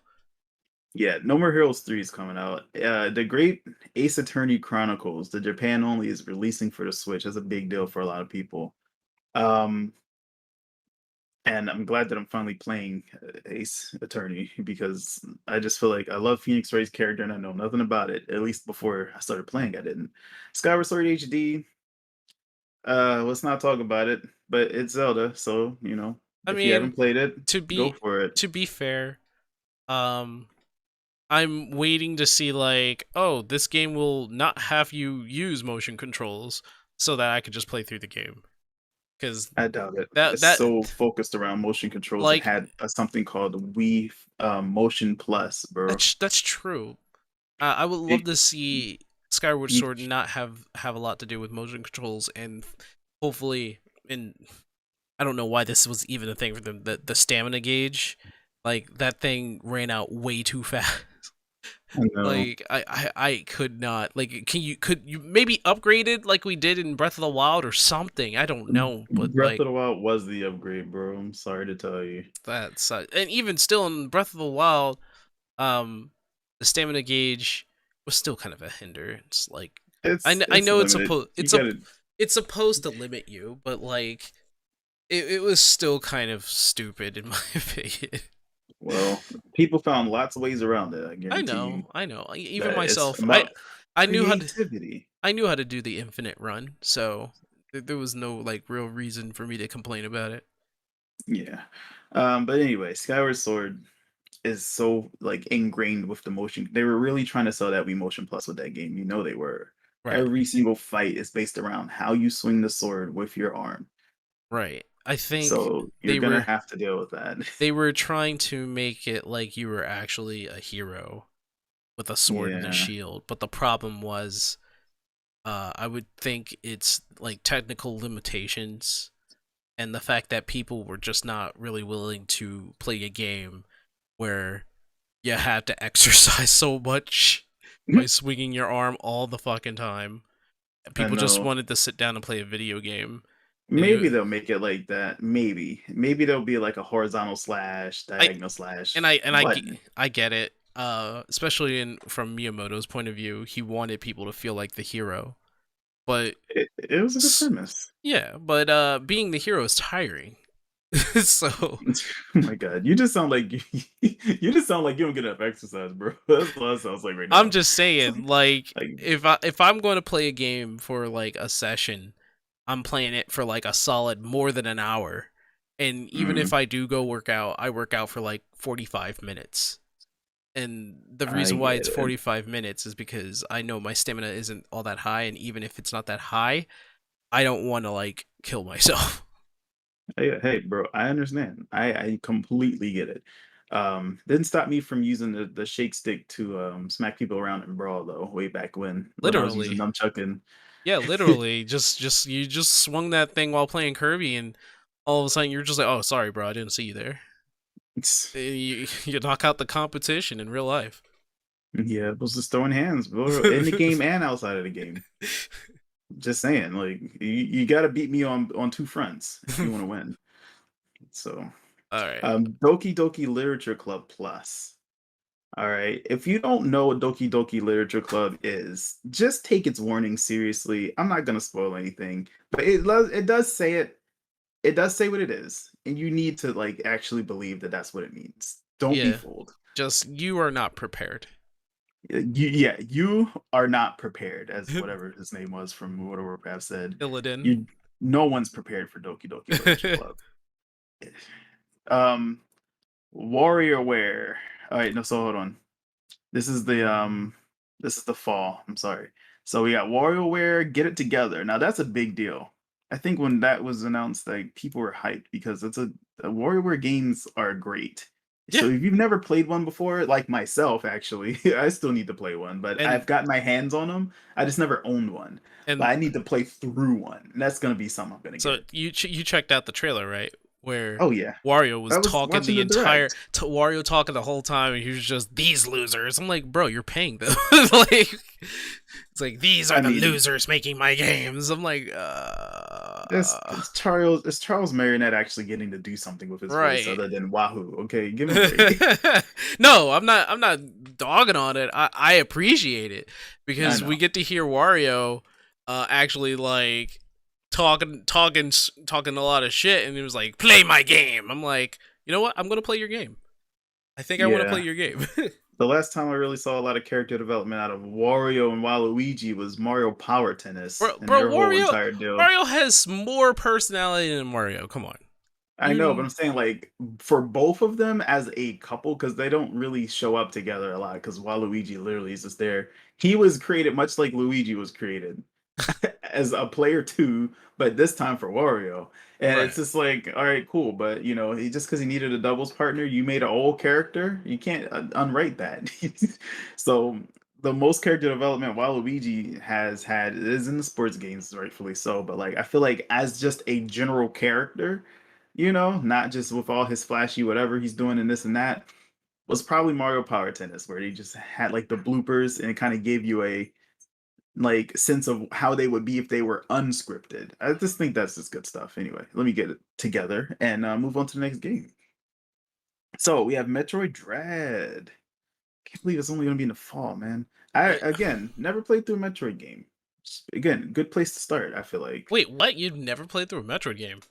I just can't like for me. I have access to All Super right, Metroid. so you need to play Zero Mission first. Okay, That uh, Dread doesn't seem like to be a good place to start for you. Um, Especially if we're talking about the Metroid franchise, definitely I would definitely suggest you to play Zero Mission, okay, some fair form enough. or fashion. I don't I've never wanted to sit down for a Metroid game. Like I'm sure they're amazing, but the Metroidvania as people call it now or whatever, I couldn't get into Castlevania for the same reason. I just don't. Like those aren't my bag of chips, but the game looks appealing. So if I have to start with Zero Mission, which I've heard about as well being really good, sure. Life is Strange True Colors, Super Monkey Ball, Banana Mania. There is a fan base for Super Monkey Ball, Yes, like there is. OG, Yes, super there cult is. following for that. So that was hype. Guardians of the Galaxy, all the Marvel games. As much as I'm into the Marvel like scene right now, the cinematic universe and the TV shows that have resulted, I just can't like see myself getting into the games. I just can't. Like every single comic book game, my like except for Spider-Man. Spider-Man has just had the best game presence of any hero game, period. And Batman. I'm not talking about, oh yeah, Batman. You know what? You're right. Arkham Asylum, but I still feel like Spider-Man has been better for longer. Like, I would say they swapped back and forth because definitely PlayStation 2, that one Spider-Man game where that was like the first time you went across all of New York. They scaled New York in that game and like that first Spider-Man game, and everybody loved it. Um and I don't know why they didn't continue, but I think there was like a Spider-Man 3 which did mhm. the same thing, but it felt like it it was really lackluster, even though essentially it was the same game. I don't know why it felt that way. But They were then, starting to fall off, but then they really started to like they well, started to think through their formula. They well, it really didn't wanted get to Spider-Man to feel like a it game. did You know it what I mean? didn't get to that point. Like that first, I think it was Spider-Man 2. Yeah, it was Spider-Man 2, and Yeah, that's Spider-Man when it 2 was, is the one that wasn't like yeah, not great. yeah. People 3 loved was actually dope. 3 turned out to be okay, I believe, if I remember 3. Yeah, correctly. 3 was okay, but it wasn't like great. But then they started going back to like the whole hallway. Like they made their own map, kind of like, because there was a Spider-Man where there was like four of them. You get to play as four of them, and that wasn't Oh no, it we don't wasn't. talk about that one. Like no, But no. I'm talking about when they really turned up, bro. Because yeah, I they know, I had know, the I know, I formula. know. But They've been working on it, and it just became better. yeah, Like yeah, I'm yeah. not gonna act like Batman wasn't good from the gate. They said like, give us this, but bigger and longer, and they did. Arkham So City so was like the pinnacle. okay. So Arkham City.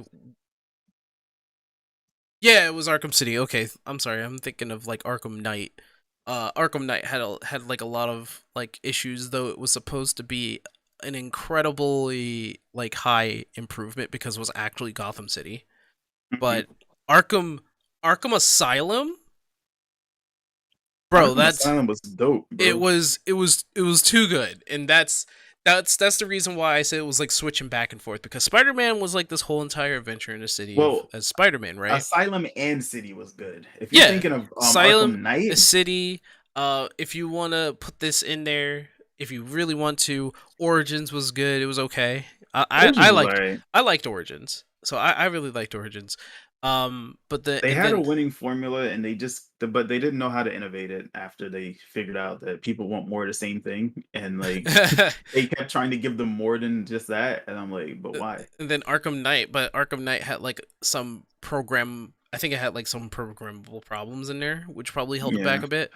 Um, yeah. and then Spider-Man popped off again with The Spider. I feel like it was the same team of people though, just trying to figure out like, look, how can we make this work? Like we had it, we can figure this out. It I, wasn't terrible. It just you're talking about way more of a long like we're talking PS2 to now to PS5. Like I feel like the same people have been trying to crack this code for a while, and they um figured it out finally. They have it down. trying to figure out who made Arkham Knight. Um, Arkham Knight was made by Rocksteady Studios. Made Spider-Man the video game. Insomniac, of course. yeah, that makes sense. Now I remember it was in fact Insomniac. That's where I'm like rooting for those guys because they were going hard. If they've been doing it the whole time as I remember or suspect, I might have to do my research or my homework. So let's start with Spider-Man PS2. Spider-Man 2 PS2 is when I would say, yeah, that's when the game started popping the fuck off. It was just that was made by, let's see who developed it. Oh, okay, there was a lot of people who developed it.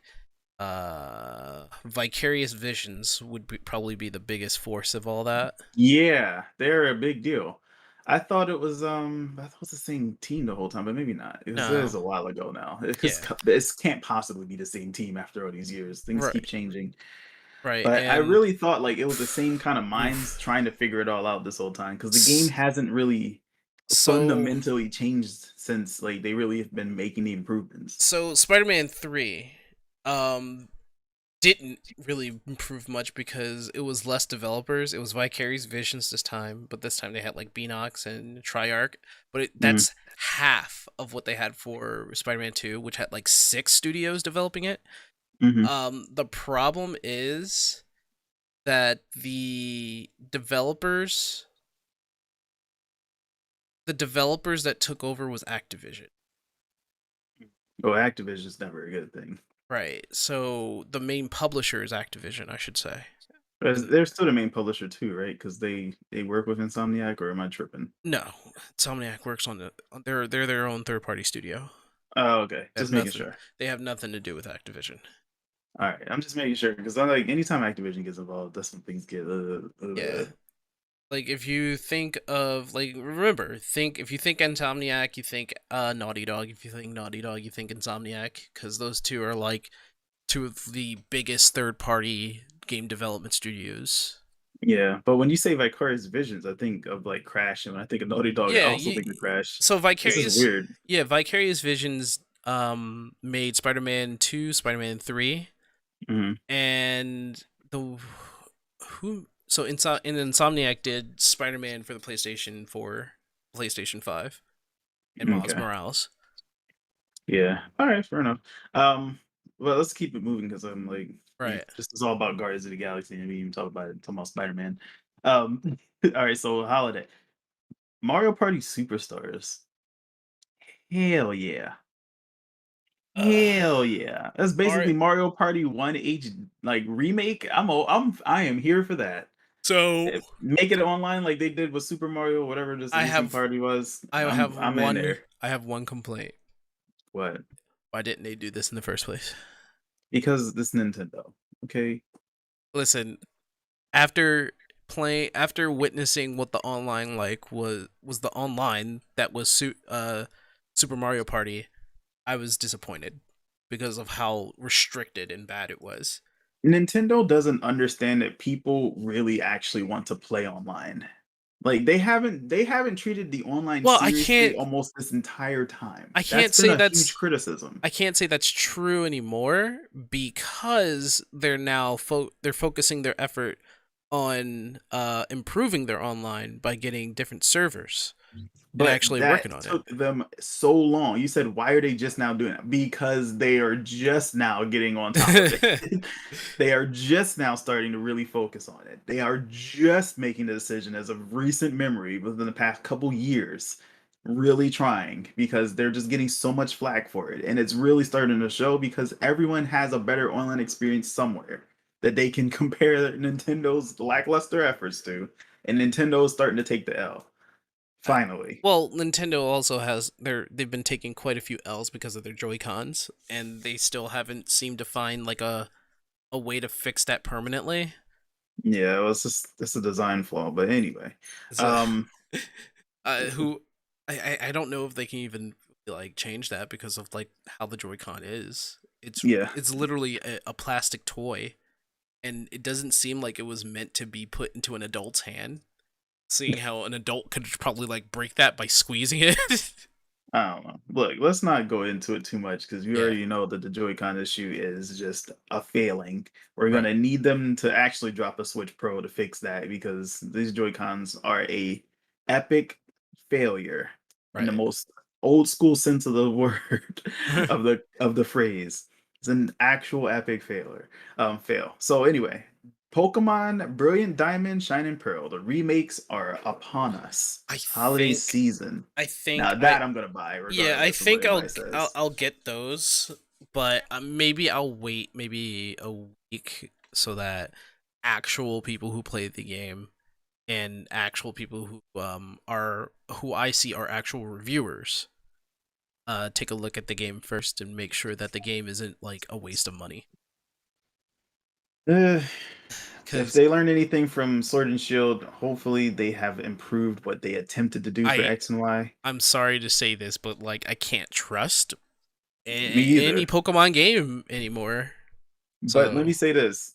I had to trust Final Fantasy VII Remake because I needed it. I needed it.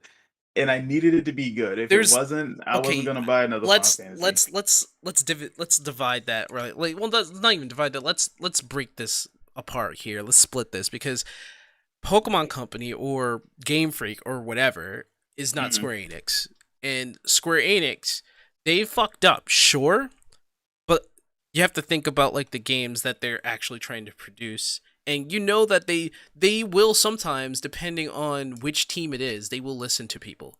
Like, Mhm. for instance, Final Fantasy 14, you got Yoshi P at the head of the helm who actually listens to people and Right. is trying to make a game for the players and not for the company. You But have hear me out. Hear me out. Before you go any further for that, I'm just trying to say, like, if you're making a remake, we've right, talked about remakes in the past. You right. already know what you need to do. You're recreating the experience. You Well, there is very little opportunity for you to shoehorn in whatever your current agenda is with your games. If you're trying to do that for whatever reason, you really have no idea Well, the said. I'm trying to differentiate Game Freak from Square Enix because Well, Game Freak's definitely worse than Square Enix right now. I can tell you that. that's what I'm trying to say because when you said I had to trust Final Fantasy VII Remake, I'm like, well, that's Square Enix, not Game Freak. Yeah, Game we're Freak, talking about competency versus like just again flagrant right? consumer abuse. That's They yeah. So that's the thing, that's a huge difference. Like I think that Square Enix doesn't always get it right, right? but they are trying. Right. And Game Freak, I don't know what they're trying to do. But if you're making a remake, and I know that the last ones weren't received very well, it's not Hey, Last Order. necessarily, huh? I was saying, hey, to Last Order. Oh, yeah, they weren't necessarily terrible, but they weren't the greatest. They're again catering to casuals, right? To a Right. new generation of players. I I mean, think that like you already have a winning formula. Platinum, like the fourth gen was so good. it It was wasn't it wasn't perfect. It wasn't perfect by like any means.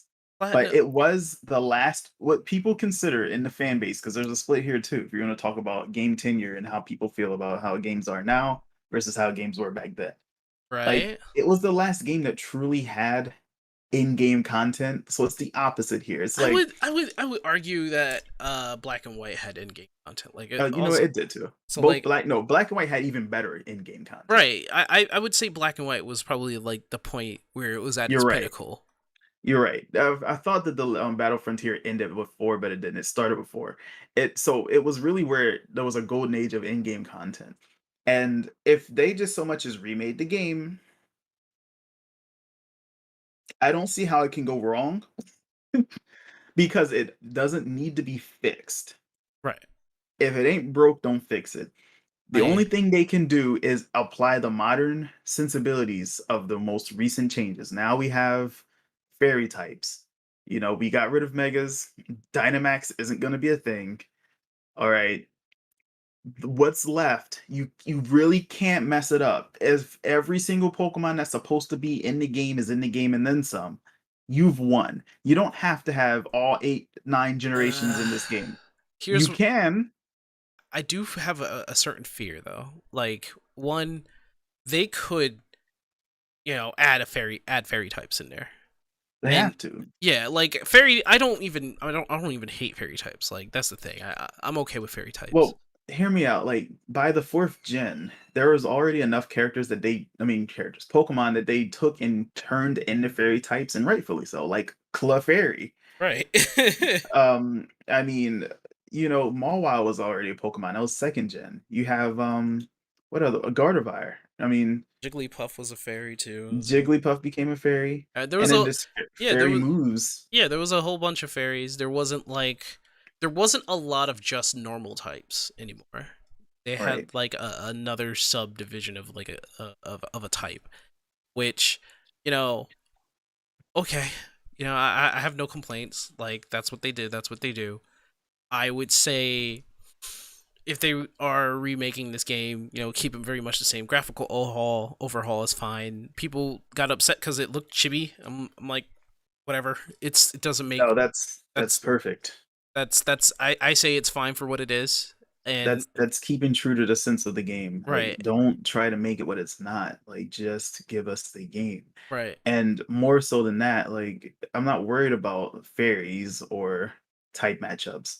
The game's biggest issue, at least with the Diamond and Pearl, was that there were like no fire Pokemon in it, which is true. It's like three. All right, they fixed it with Platinum a little bit. There's more. Just put more fire types in the game. Like it was the only major issue that I can remember that people really didn't like about it. But you already have like the plot. Oh yeah, no, everybody didn't really like Team Galactic. Oh well, if they don't retcon the story, I won't be mad yeah, because it just don't try to make it seem like it's something it's not. Again, sincere, right? Don't try to fill the cracks with wax. Just keep it as is. right. You know, I think it'll be a good run in for this. I would hope that people were smart enough to just buy because we know they're gonna do both sides. They're gonna do Diamond and Pearl, right? So Mhm. I would I don't even know hope. why anymore. Yeah, You I want to would. know why I don't understand why someone would buy both games? They want to have. Because they want You to can have. get online and trade now. It's not like you Yeah, need. Oh, I would implore and plea, like I would get on my knees and just buy one, please, because just like online exists. We don't need link cables no more. Just yeah. buy one, and then Like go off from that, please. I understand that Link because Pokemon was about trading. You know what I mean? Back in the day, you needed link cables to do that. And if Right, somebody had silver and you had gold, you were in luck. right. But you don't need like there's mystery, there's Wonder Trade or whatever. You know, like there's online. There's people. You There's can the internet. you can You can do directly this. you have friends you can directly trade with your friend. Pokemon isn't just something that people don't want to talk about being into. Like it's a Right. worldwide phenomenon. You should not need to buy both games. You definitely shouldn't need to buy both sides, man. Like that I So again, I'm not gonna indulge in people's complaints about the game being more akin to the old style. I really don't care. I think that they're doing the right thing if they're keeping it very true to form. Like they just need to leave it be, add what they need, and just forget about it being the next major. We're gonna all be on that Pokemon battles. Like just forget it. I don't have my high hopes for this one. I just needed to be Pokemon Pearl and Diamond, and we're good. I That's will it. I will I will, like I said before, I will wait maybe a week or two, wait to what they say. Hmm. That will help me figure out if I really want to get the game, or just say like, Oh what, yeah, I'm good, I'm good. I'm not buying it on release. You Because already know that. if they can add to the formula as well, if they can add to the game, and have good in-game content, have good PvP, player versus player, have good like a good system in it, without it feeling like they were lazy with it, kind Yeah, of. if it's not a complete game, I'm gonna be pissed. Like like the So amount of disappointment I had with Sword and Shield, really, like, people, I don't know if people would understand how disappointed I was in that game. I Like, don't know. this Look, is I totally wasn't going there. I wasn't even gonna try. but I'm I mean, sorry. beyond that point, I hope for like it to be good. All right, I really do. I hope it to be good. I'm praying. Yeah. I'm praying because I want it so bad. That's not even funny. I just don't want them to take advantage of that because Pokemon really is like it's important to people. Just Dance 2022. What else is new? Shin Megami Tensei 5. Right. All right. The only thing I'm gonna say about that is people were seeing it, thought it was Persona, and then the intellectuals are like, no, better A Persona. And that's all I got to say about that. Danganronpa, Despair, lot of people are excited for literally that. Yeah. Despair. Yeah, they like. Decadence, that's a good pop off. Advance Wars 1 and 2 is a pop off. Yes, it is, and that's all I will say, because Like I will probably get that. the only thing that's not a pop off, and maybe I'm just dissing Just Dance fans, is the Just Dance. Like that's the only thing that I feel like no one's gonna really be that excited about. But people about that life. Some people like it. Yeah. The people, they're I, fans of I it. I thought the one on the Connect for Xbox was really where was that because it actually It's captured your emotions. it's more or But less a party game, yeah, I mean, but like, it is a good party game too for friends yeah, but having like, over. we're You're social. still in the middle of like the big vid, so like, Yeah, so just dance online or something. I don't know if that is the thing. right. I doubt it. All right, so then 2022, The Promise, right? Four solid games they're talking about coming out. It's Splatoon 3. Huge. How far are you gonna go into this, man? Look, I had just had a list of games, bro. I'm at the end. Because I put the picture. if you go Follow into like along. 2024, No, it ends at 2022. It's okay, just there's a picture okay, okay. I can refer you to if you'd No, it's like. fine. It's fine. Go on. It's it's just four He's games. This is going all to that's left. 2077. We weren't supposed to talk about Spider-Man and Batman for so long. Okay, I'm just saying that was not supposed to happen. Splatoon 3, huge. Like I said, Splatoon hasn't missed yet. Pokemon Legends Arceus. There, Now that's a game we got to reserve some judgment for. yeah, I think that will probably not Diamond and Pearl, but that Pokemon game will dictate whether I stay a Pokemon fan or not. Oh, sheesh. I mean, at least a Pokemon game fan. I don't know. These, if you just go on to Instagram and look at all these people doing all this Pokemon concept art, like these what ifs, I think there's just enough of the character, like the Pokemon in existence, to still be a Pokemon fan without consuming a single game.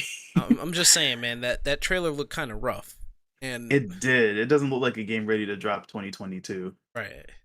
at all. It's gonna need to be pushed back, but I don't know if Nintendo They're does gonna be things like like that this was hundreds of years in the past, which is the reason why for it's so Game Freak. stupid and so dumb. And I'm like, what? Don't make Like that it just excuse. no, it just kind of seems really weird. Project Triangle Strategy. I I, heard people losing their minds over the demo. yes, Um, because it was so good. it's so good apparently. I might even have to play it. Like I've been sleeping on It's it. also really hard. So be I'm about that life though. You have no idea. Like I'm yeah, not bad at this kind of stuff. I just don't do it. It's just I'm really about the strategy life though. I would love it. yeah. And then Mario plus Rabbids Sparks of Hope, where we come full circle. Um, and I will be getting it because the first game has really been it's been great. I want to actually play the co-op or versus campaigns with you guys sometime if we ever get back in person, which I think is supposed to happen. Um, Skeptics having a barbecue, so that would be a good time to play some Kirby Allies Kirby because Star Allies, huh? yes, Kirby Star Allies is a lot of fun to play. Did you I ever stop, pause the screen, check out uh like the bios for bosses and for each and every power? um Cuz yes. this Yeah. is the thing that I've realized is that Sakurai likes to put stories into his games, and Mhm, he did that. He's doing that for Kirby. So mhm, like when you get to a boss, there's always a description for the boss. mhm. The description for the last boss in Star Allies made me slap my face like, "Oh shit." So that's what Sakurai thinks of, like, the existence of like the universe. I was like Yeah. "Bro, you're saying that Kirby is this, and the last boss might be that because of this." I was like, The "Whoa." Kirby lore goes super deep. It's super Right. like unspoken lore, but there's a fervent fan base trying to figure out what it all means. But with that all said, I'm just talking about let's have some fun playing the games before we get into the lore of Kirby. And I would love to play like the Mario stuff because I think that is cool. I think having a competitive tactic style game and Skeptic has it too. So like if we need more than one Switch to do it, it's totally on board. He beat it. I'm about to beat it. It's fun. You should try it. I think Mario and Rabbids Sparks of Hope is going to be a big release, whether people realize it or not. Yeah. Um well, this really did become a an anima the Aeon anima, sorry. The Aeon anima TM and Sync Weaver show. It really did. It's okay.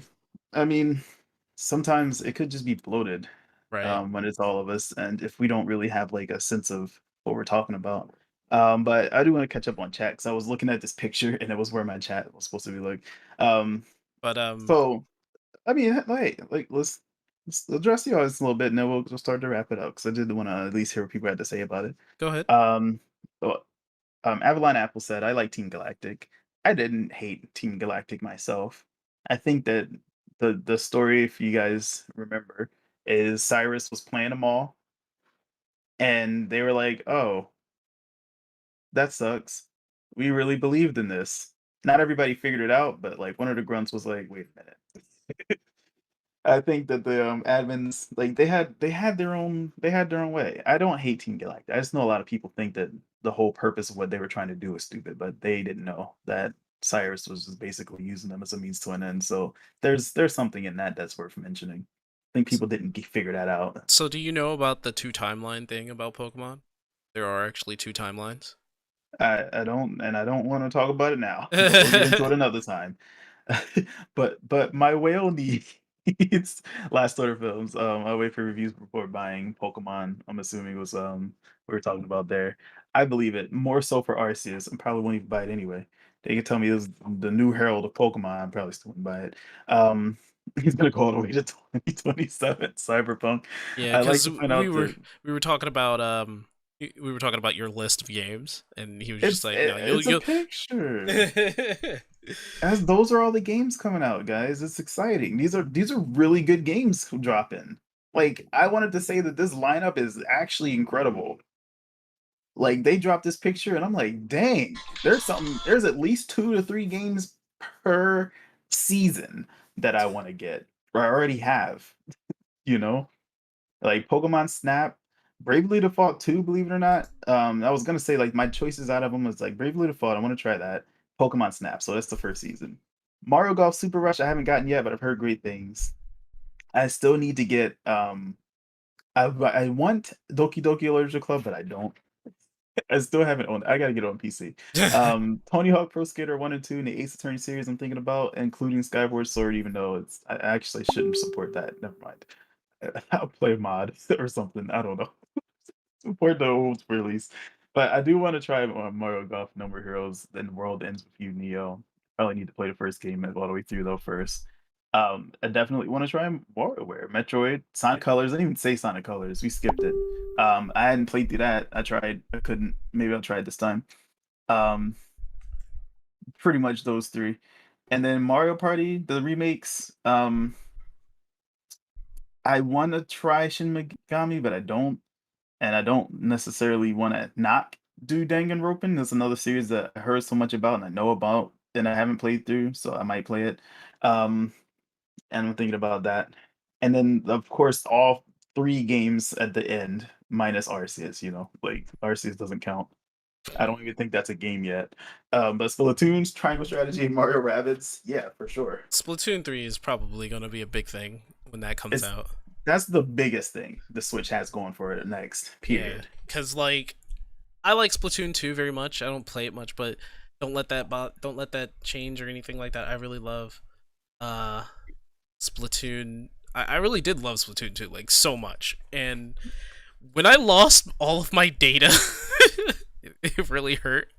I was level like 88 and I was rocking with all the gear and everything, but then that happened, kind of disheartened me. Hopefully I can start over, obviously get better in Splatoon 3. See what happens after that. Yeah, Splatoon's gonna be. This is gonna go crazy. Then it's gonna be Breath of the Wild too. Like those are the big ones, and whatever this last character reveal is in Smash, because those have the same weight as a whole new game being announced. That's Even though you might like play the character, you might not. that's probably gonna happen in like a few months, couple months. Yeah, because I know the last character is probably gonna happen before the end of the year. right. And It's gonna be before the end of the year, so that's part of the lineup too. Last Smash character. right, and I hope it's a character we can remember because, I mean, I like Kazuya. I honestly think they put a little too much power in him. You see what these pros are fucking doing. You see what these pros are fucking doing with Kazuya. Level 9 CPUs. Yeah, the level 9 CPU was like pro tier. We all watched the dude losing bracket to a level 9 CPU Kazuya, bro. He was his first tournament and everything. My man lost to the CPU. To the CPU? The CPU is ridiculous. He's up there. He did a combo toadstool neutral. Yeah, we've seen the Twitter command combos. punched him out of existence. I saw that. I was like, well, I see there's some favoritism for Kazuya. Here's the thing: none of that stuff's easy to pull off. I know. It's definitely a high skill level character. You'll get a lot out of him if you put a lot into him, and that means I don't even see him getting nerfed because as much as he has going for him, as much as it all seemed really broken when we first saw it in the reveal trailer, nobody knows how to utilize half of that stuff. And really, the best Kazuya players right now are the level 9 CPUs. Yeah, a lot of potential. The level 9 CPUs are the best Kazuyas in the world. Like they are showing us the way. Like normally we carve the path. No, we have a guide for once, like to what we're supposed to be doing. It's crazy. You saw Nairo actually saw that before about the CPU whooping a pro's ass while he was playing Kazuya. He was like, "What the fuck, yo!" Yeah, that makes no sense. Kazuya's are going crazy. But you know what? we're not gonna go that crazy anytime soon. Like the execution is so high, and that's Tekken in a nutshell. Yeah. You know, Tekken characters need to learn the game. Sakurai's revenge. I feel like you know what? Yeah, somebody's revenge for it being told to nerf these level 9 computers because they were all this hard. Remember? I remember when Ultimate first came out and the level 9 computers were whooping everyone's Of ass. course, I was struggling. I was like, what's going on? Like I was like, this is gonna take me like 3 4 hours. Everybody said it'll take about 3 4 hours to earn all these characters. I got you. Man, I'm about to beat every single. No, by the end, when it actually got to level 9 computers, I was stunned. Like Bayonetta was out here doing everything, and Right. she was nerfed. I was like, what is going? Yo, these level 9 computers, they look like real, like they're like the level 50 amiibos from Smash 4, bro. Like they just took that and made that the new standard for the in-game CPUs, and I'm just like, that's scary. They were just like, oh, they won't talk about our computers that way? Okay. All They literally had to nerf them. I've never seen a game have to nerf its AI. right. That was a first. They're like, they're too strong. Like, they're it's like, too- it's like, did we just create Skynet? I think we created Skynet. Yeah, we're gonna have to take that back. Yeah, I think we're gonna have to. Sorry guys, we made it Skynet by accident. We're sorry. Jeez, like Sorry. the casual player was not ready. You were the casual player was not prepared. Bro, We, the like actual like in there getting it done, good players were actually struggling to earn you are characters. not. Everybody was feeling it. All you saw the computers were saying was just like you were not prepared, and the pros playing the games were just like, "Yo, what's wrong with these computers?" they Like were when you they were even vouching for them. It's like you want training? Play a level 9 computer. Just play a level 9 computer. they designed them to be like to raise the whole entire world skill gap. Like they were just like you because you know how you run into people. Here's the thing: before the Ultimate, it was really like a testament to someone's skill, and they would say, "I can almost beat a level 5 or 6 computer." Like that's oh, where I am like right now. I'm just it's like, oh, cool. Me, who's been able to beat level 9 computers since the dawn of time, is just like great, you know. But like, it made sense to me that there are people out there who struggle against just the AI. You right. know, now when somebody's just like, I could beat level 9 computer, like you know, this was like Brawl Smash 4. They're like, yeah, I'm like awesome. And then you know, I'm like, have you played other like? So now here comes the real world. Sakurai brought the real world to the people who thought this level 9 CPU was like the end. Yeah. And I think that that was a huge wake up call because the online environment and the tournament scene has just been so you can see it. People are crazy at this game. Back in Melee and Brawl, I didn't know that the likes of Mewtwo King and Mango and whoever else you want to mention were out here redefining the game's physics for everybody, you know. But it did make it really clear to me that like a lot of people are really gonna have a hard time because they can't even beat level 9 CPUs. It takes them ages to get that far. Oh, that's true. So Last order did beat me that one time. I want to see him do it again though. we usually try to like go easy on people who we know aren't really as good at the game. Kind of Like have to give you a handicap, you know. yeah, it's not even like I'm not even being condescending about it. Like I literally, if I notice somebody's new at the game or isn't really understanding how the game works yet, I can't go off and just destroy their whole entire career. I Yeah. can't do it. It's It, it's it there's literally something in me that just holds back. it's not like it's kind of like how in an anime when like a big shot champion first gives them their equipment and then they're like, no, you're facing me, and then the main character wins like, I won, and it was just like, good job. you and the champion was only using like 1% of their power, so like it's kind of like that. Yeah, it's not even like really like somebody was in I was in a stream yesterday where somebody was pseudo new to the game, you know, like they weren't all they knew was like smash attacks, you know.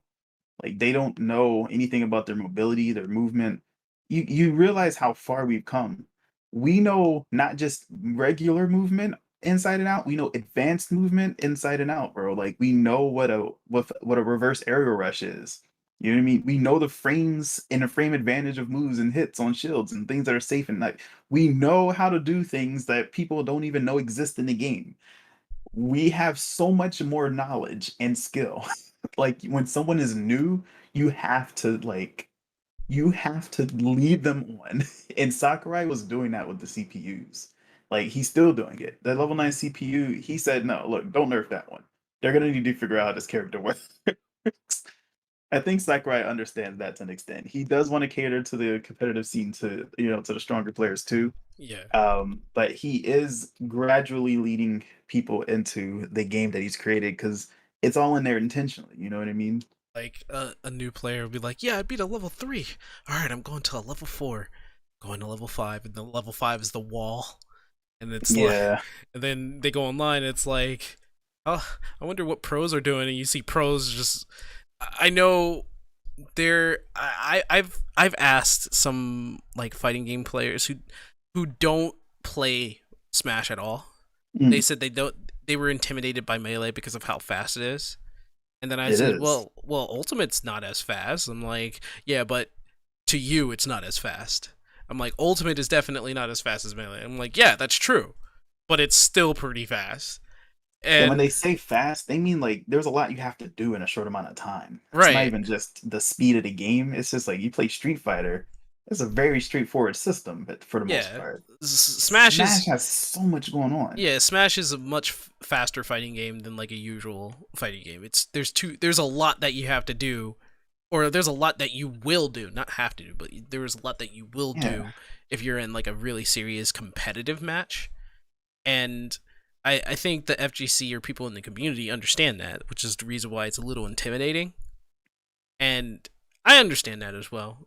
It's like basic like movement strats in competitive melee is way more than anybody will ever do, even in Marvel. Like So Marvel is complicated, yeah, and but Marvel, I thought was like the pinnacle of like super fast gameplay because of it just how much you is. fucking have to do. But So it's easier to oh, understand I'm sorry, I missed Killer as a Instinct. whole versus Smash. Killer Instinct is also up Mm, there. Killer Instinct is incredibly high skill tier. it is. It's still straightforward though. Smash is like it's the way Sakurai explained it in the last trailer. Smash is a I wouldn't say Killer Instinct is straightforward because you have to pretty much know what your opponent is going to do in order to stop their combo. And you basically have three guesses in terms of like where they're going to hit next, and they're hitting pretty much point 0.01 hits per second. Like you've seen how fast that game is, right? So you have yeah. to know which way they're about to hit. They can go low, mid, or high. So you Well, have that's what I mean. That's what I mean by straightforward. Like that system is this it exists in most fighting games and mm, it's transferable skills. Like Tekken, very complicated game. A lot more going on than what meets the eye. KI is But still slow like compared to Smash. but I would say that you have to understand like there's so much that you cannot just figure out about Smash and that there is more than just the low high mid thing. It's the spacing. Hmm. It's stage control. It's like everything. Like there's so much in a situation. For instance, I would, you run into me with dash attack with Piranha Plant. I'm Link. All right. but like, There's yeah, 18 different things that can happen in that one situation. that's true. I I would still say because of like how limited KI is in terms of movement, that makes it straightforward. However, you have to think about the specialties and the unique qualities of each character as well.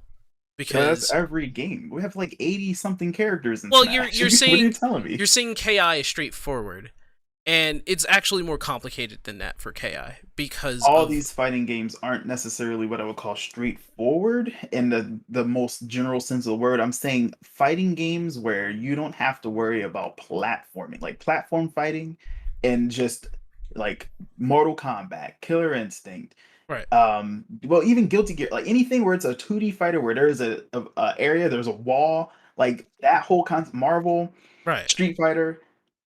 When I say straightforward, I mean the actual medium. right. It's straightforward. How the rules in that medium work are all different.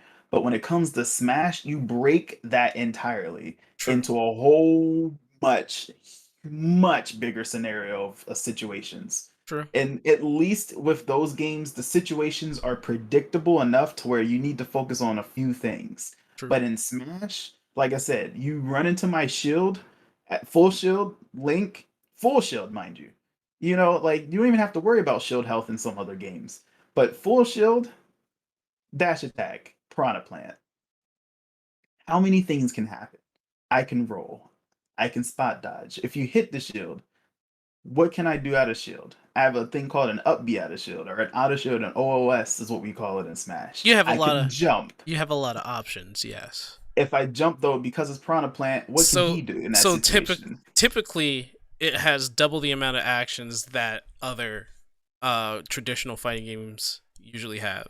It's And an unquantifiable number well, because of how many different things I can do in that situation. I mean, I think it's quantifiable. It's not like you could do an infinite amount of things out of that.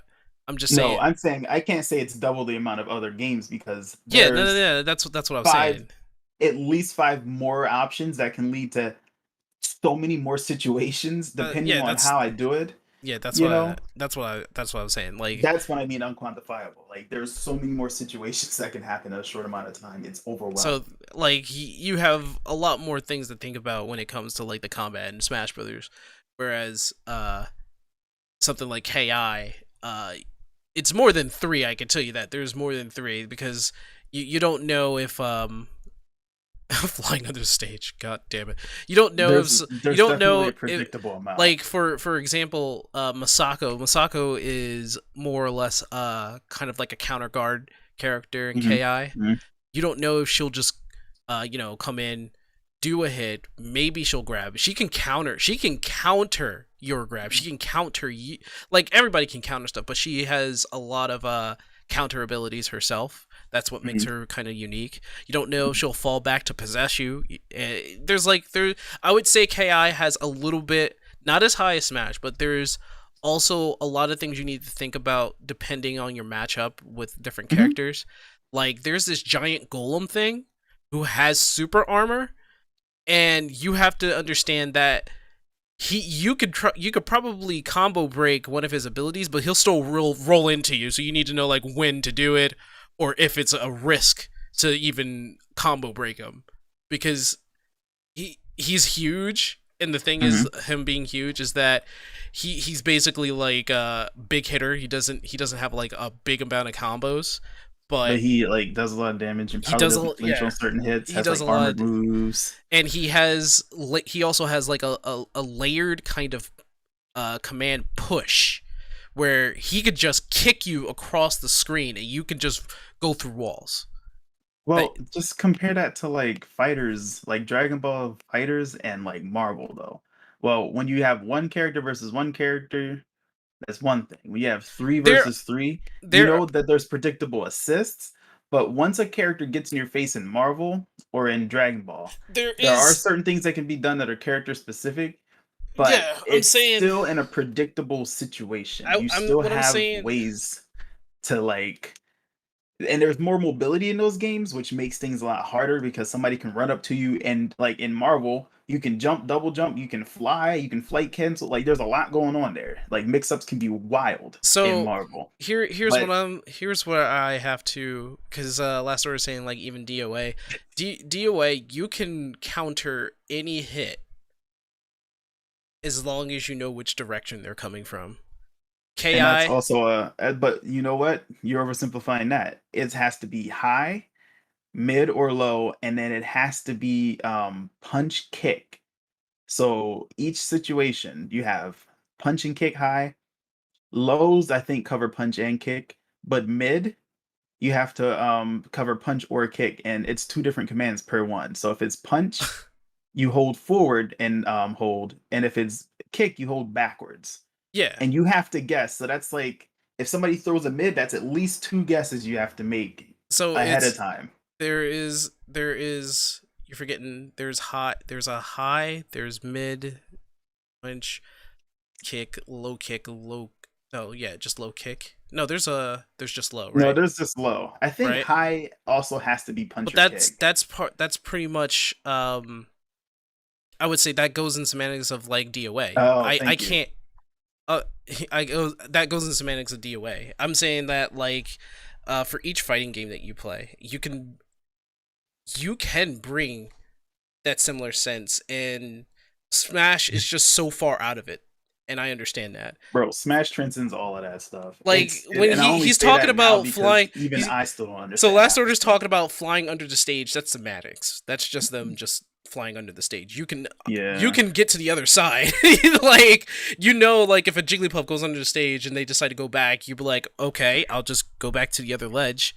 And The reason why that's we're gonna discredit that is, but it is a big deal though. I'm gonna kind of equalize that one for you really quick. there. Yeah, What the average player doesn't realize is that that's basically going from one ledge trap situation to another ledge trap situation. Edge guarding it can be challenging depending on your character, but it's still two situations, either the yeah. edge guard He's or the talking ledge about trap.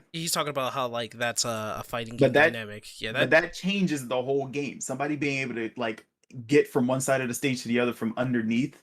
If someone's not expecting you to be able to do that, like that in itself is a I mind would game. I would also say that kind of equates to me like if somebody goes to I the other agree side for of a that. stage, uh terrain traversal mastery is something that most fighting games don't need. That's true, but then you have teleport characters in fucking Marvel and you're like, could you please just not do that? Oh, all the more reason why you don't need to traverse the terrain that much. You just teleport. Like they just end up like Glacial from KI goes to the other side. I'm like, god damn it, please just stay It's there.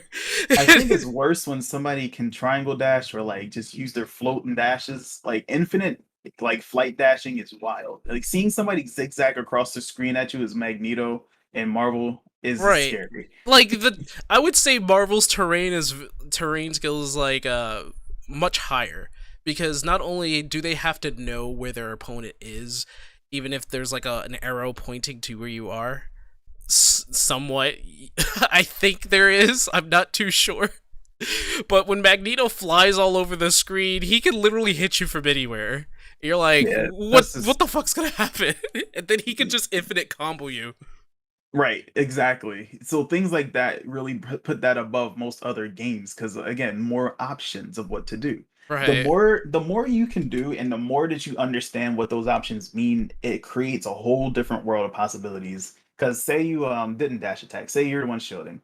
Me as Link, as just Link, out of all 80 something characters, I can approach with 5 aerials and maybe about if I'm smart, two, three, four, five different ground options. Now that's normal ish, because not everybody has that many air options in other fighting games. But this game is a game of air options, and it's a game of spacing. But more so than Street Fighter, if I hit your shield with Link Nair, there's sweet spot and sour spot. If I hit it with sweet spot, there's more shield stun, which gives me more frame advantage. If I hit it with sour spot Okay, hold on, and I hold don't on, space it, hold on, because I know where you're getting at. So there's just so much, dude. I can't even I will, begin I with will just that ask, one interaction.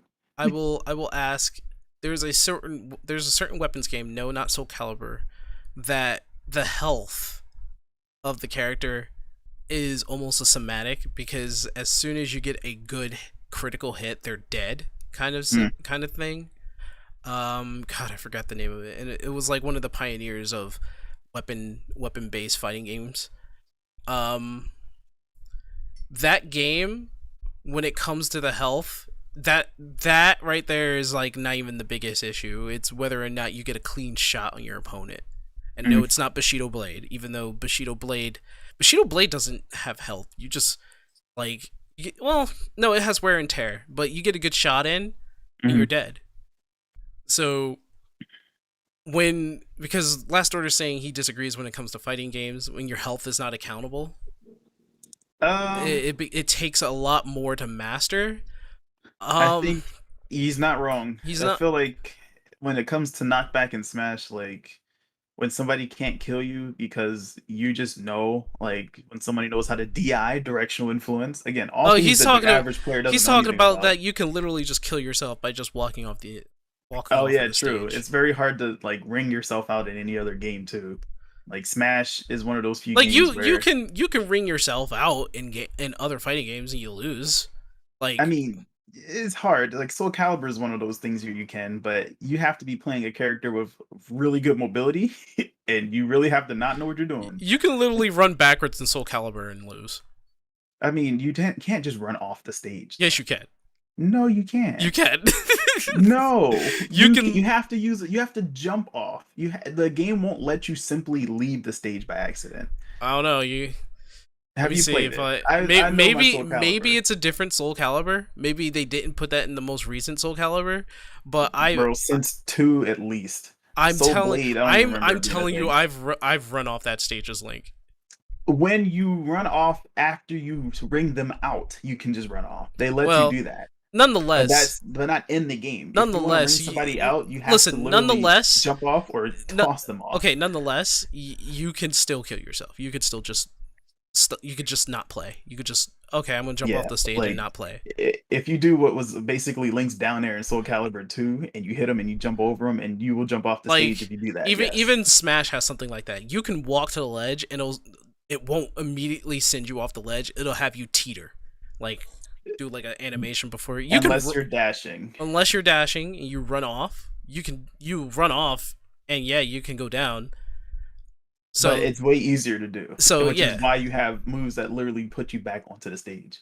and It's part of the I would game. say because of the diamond, I think that's what intimidates a lot of people who are in the fighting game community because of just like how different Smash is and what you need to master it.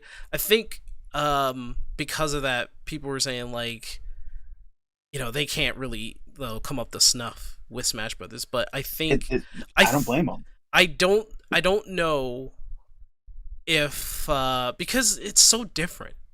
I can't put like Smash on like the highest pedestal because when you start to understand the game, then it becomes easier to figure out that oh, it's not just fighting, but it's it's still a platform game. It's platforming. It's kind of like Uncharted being a third person shooter that also had platforming Because elements made it a much more challenging shooter for people because now they have to consider when they're climbing, how they're climbing, like when they're jumping, how like they're like that mixing that in makes it a lot more difficult for people because they have more things that they have to consider and manage as part of their resources, right, your and jump isn't as valuable, but you need it. I will also say that like depending on like how the fighting game was developed in terms of its battle system, it could Mhm. be difficult for other people to start to understand. But when I think I guess it's easier for people who've been playing 2D fighters their whole entire life to get into like Power Rangers, to get into Dragon Ball, especially if they played Marvel. Then um, it's much easier to understand for them. I can't say anything to any of that because I don't know what you're talking about. Dragon Ball, Power Rangers, these are all fighting games I'm talking about. I know, but like I don't know the comparison between them, all right? Because So like if you've played Dragon Ball, then it's easier to understand like Marvel versus Capcom. If you've played Street Fighter, it's easier to understand how Guilty Gear works.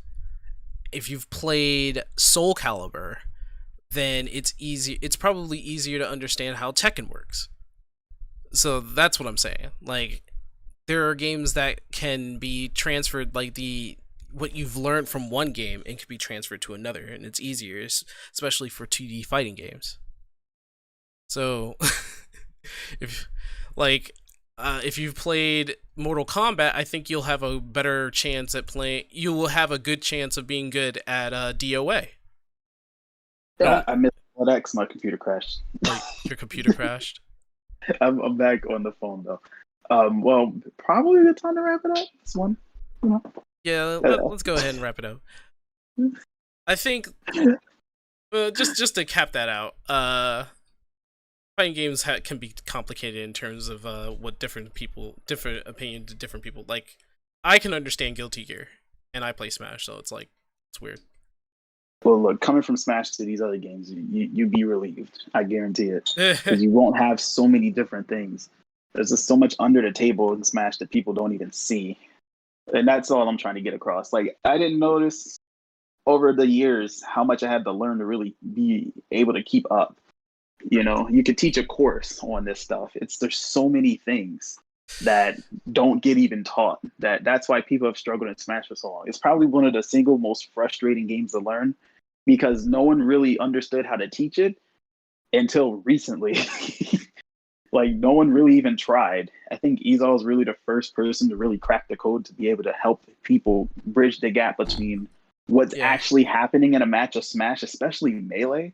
Melee is on a whole other level, but at least Ultimate, it's tough, dude. It's really tough. I only realized that after he started to really help me realize how much I didn't know after over a decade of Smash. I'm just like, you know, I don't want to put like Smash up there on this giant pedestal of something like way too difficult to learn, because it could be the same as vice versa, where you can come from Smash and it's like really hard to understand something like Mortal Kombat, KI. That's why I'm not. I would say KI is definitely more complicated among the actual fighters. I would say KI is pure skill based fighting game. Yeah, it's definitely a high skill. Like Skullgirls is another one. I think that Skullgirls did a good job of teaching people how to play fighting games, though.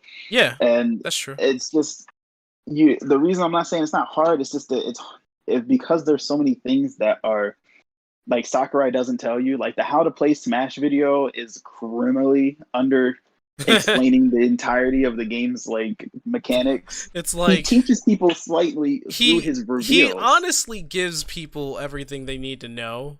Like there's their specials, there's their tilts, there's their smash. Make sure that you get back on the stage. You'll need to use your specials to get back on the stage. It depends on each and every character. True, but like in advanced play, like the perfect shield has existed nearly the whole time. Well, you know? But now he explains that too.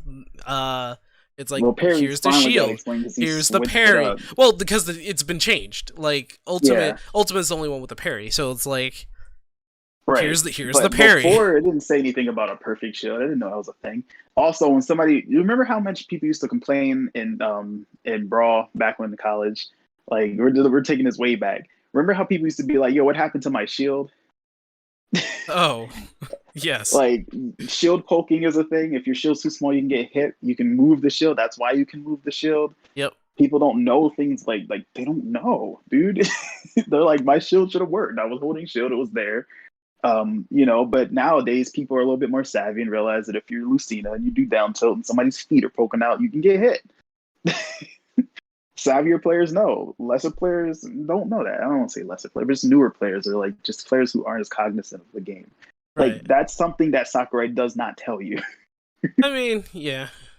Well, let's wrap this up. All right. So Anima, I'm sorry, the Aeon Anima. We know that you have a Twitch of the same name. We know that you we don't know when you are streaming. Do you stream every day? I'm gonna try to make an effort to stream a lot more this upcoming week. Because I hadn't streamed much last week. Just look out for me. Definitely show up on Friday. I'm making my best effort to do a Friday stream. So that's consistent? Yeah, that's the one thing that I have to make sure stays in place. That's the like foundation of my whole entire stream career is the Friday night. And how about YouTube channel? Is YouTube channel I made some videos. Okay. Aeon Anima, just because the reason I'm the Aeon Anima is because somebody took my name on Twitch and they didn't even use it. And I don't even know if that account's still active. Yeah, and you can also find me in the same places, same name. And I will say that I stream regularly Tuesdays, Fridays, and the weekends. So you can find me on these places. Plus Skeptic and Panic, who are currently not here. They are also here. You can only find them on the podcast, except when you can't. Right. So yeah, we're here today, but it's okay. They're busy people. All right. So I'd like to thank everybody for joining us for the podcast. I'm not going to tell you to get out the house. Stick around, drink some water before you leave. It's hot out there. It's getting really damn. Jeez, it's 80 degrees right now. And I'm appreciative of the 80. I don't want it to be 115. It was 90 like yesterday. I'm okay with 90. I don't need to be 116. What's 90? 90 is like I'll 20. I'll take 90. Is 90 like 28 degrees Celsius? I don't know. I forgot. My people's in Canada, they don't use Fahrenheit. They use Celsius. Yeah, because we're supposed to be different. We're the different ones. We're using Fahrenheit and miles for whatever reason. Yeah, everybody's using that other stuff. I don't know. But, anyway, anyway, thank you for joining us Cool. on our podcast. Stay hydrated. We'll see you next time. Yeah, stay hydrated, please. Stay fucking hydrated out there. And we'll see you next time. Have a good one. Adios.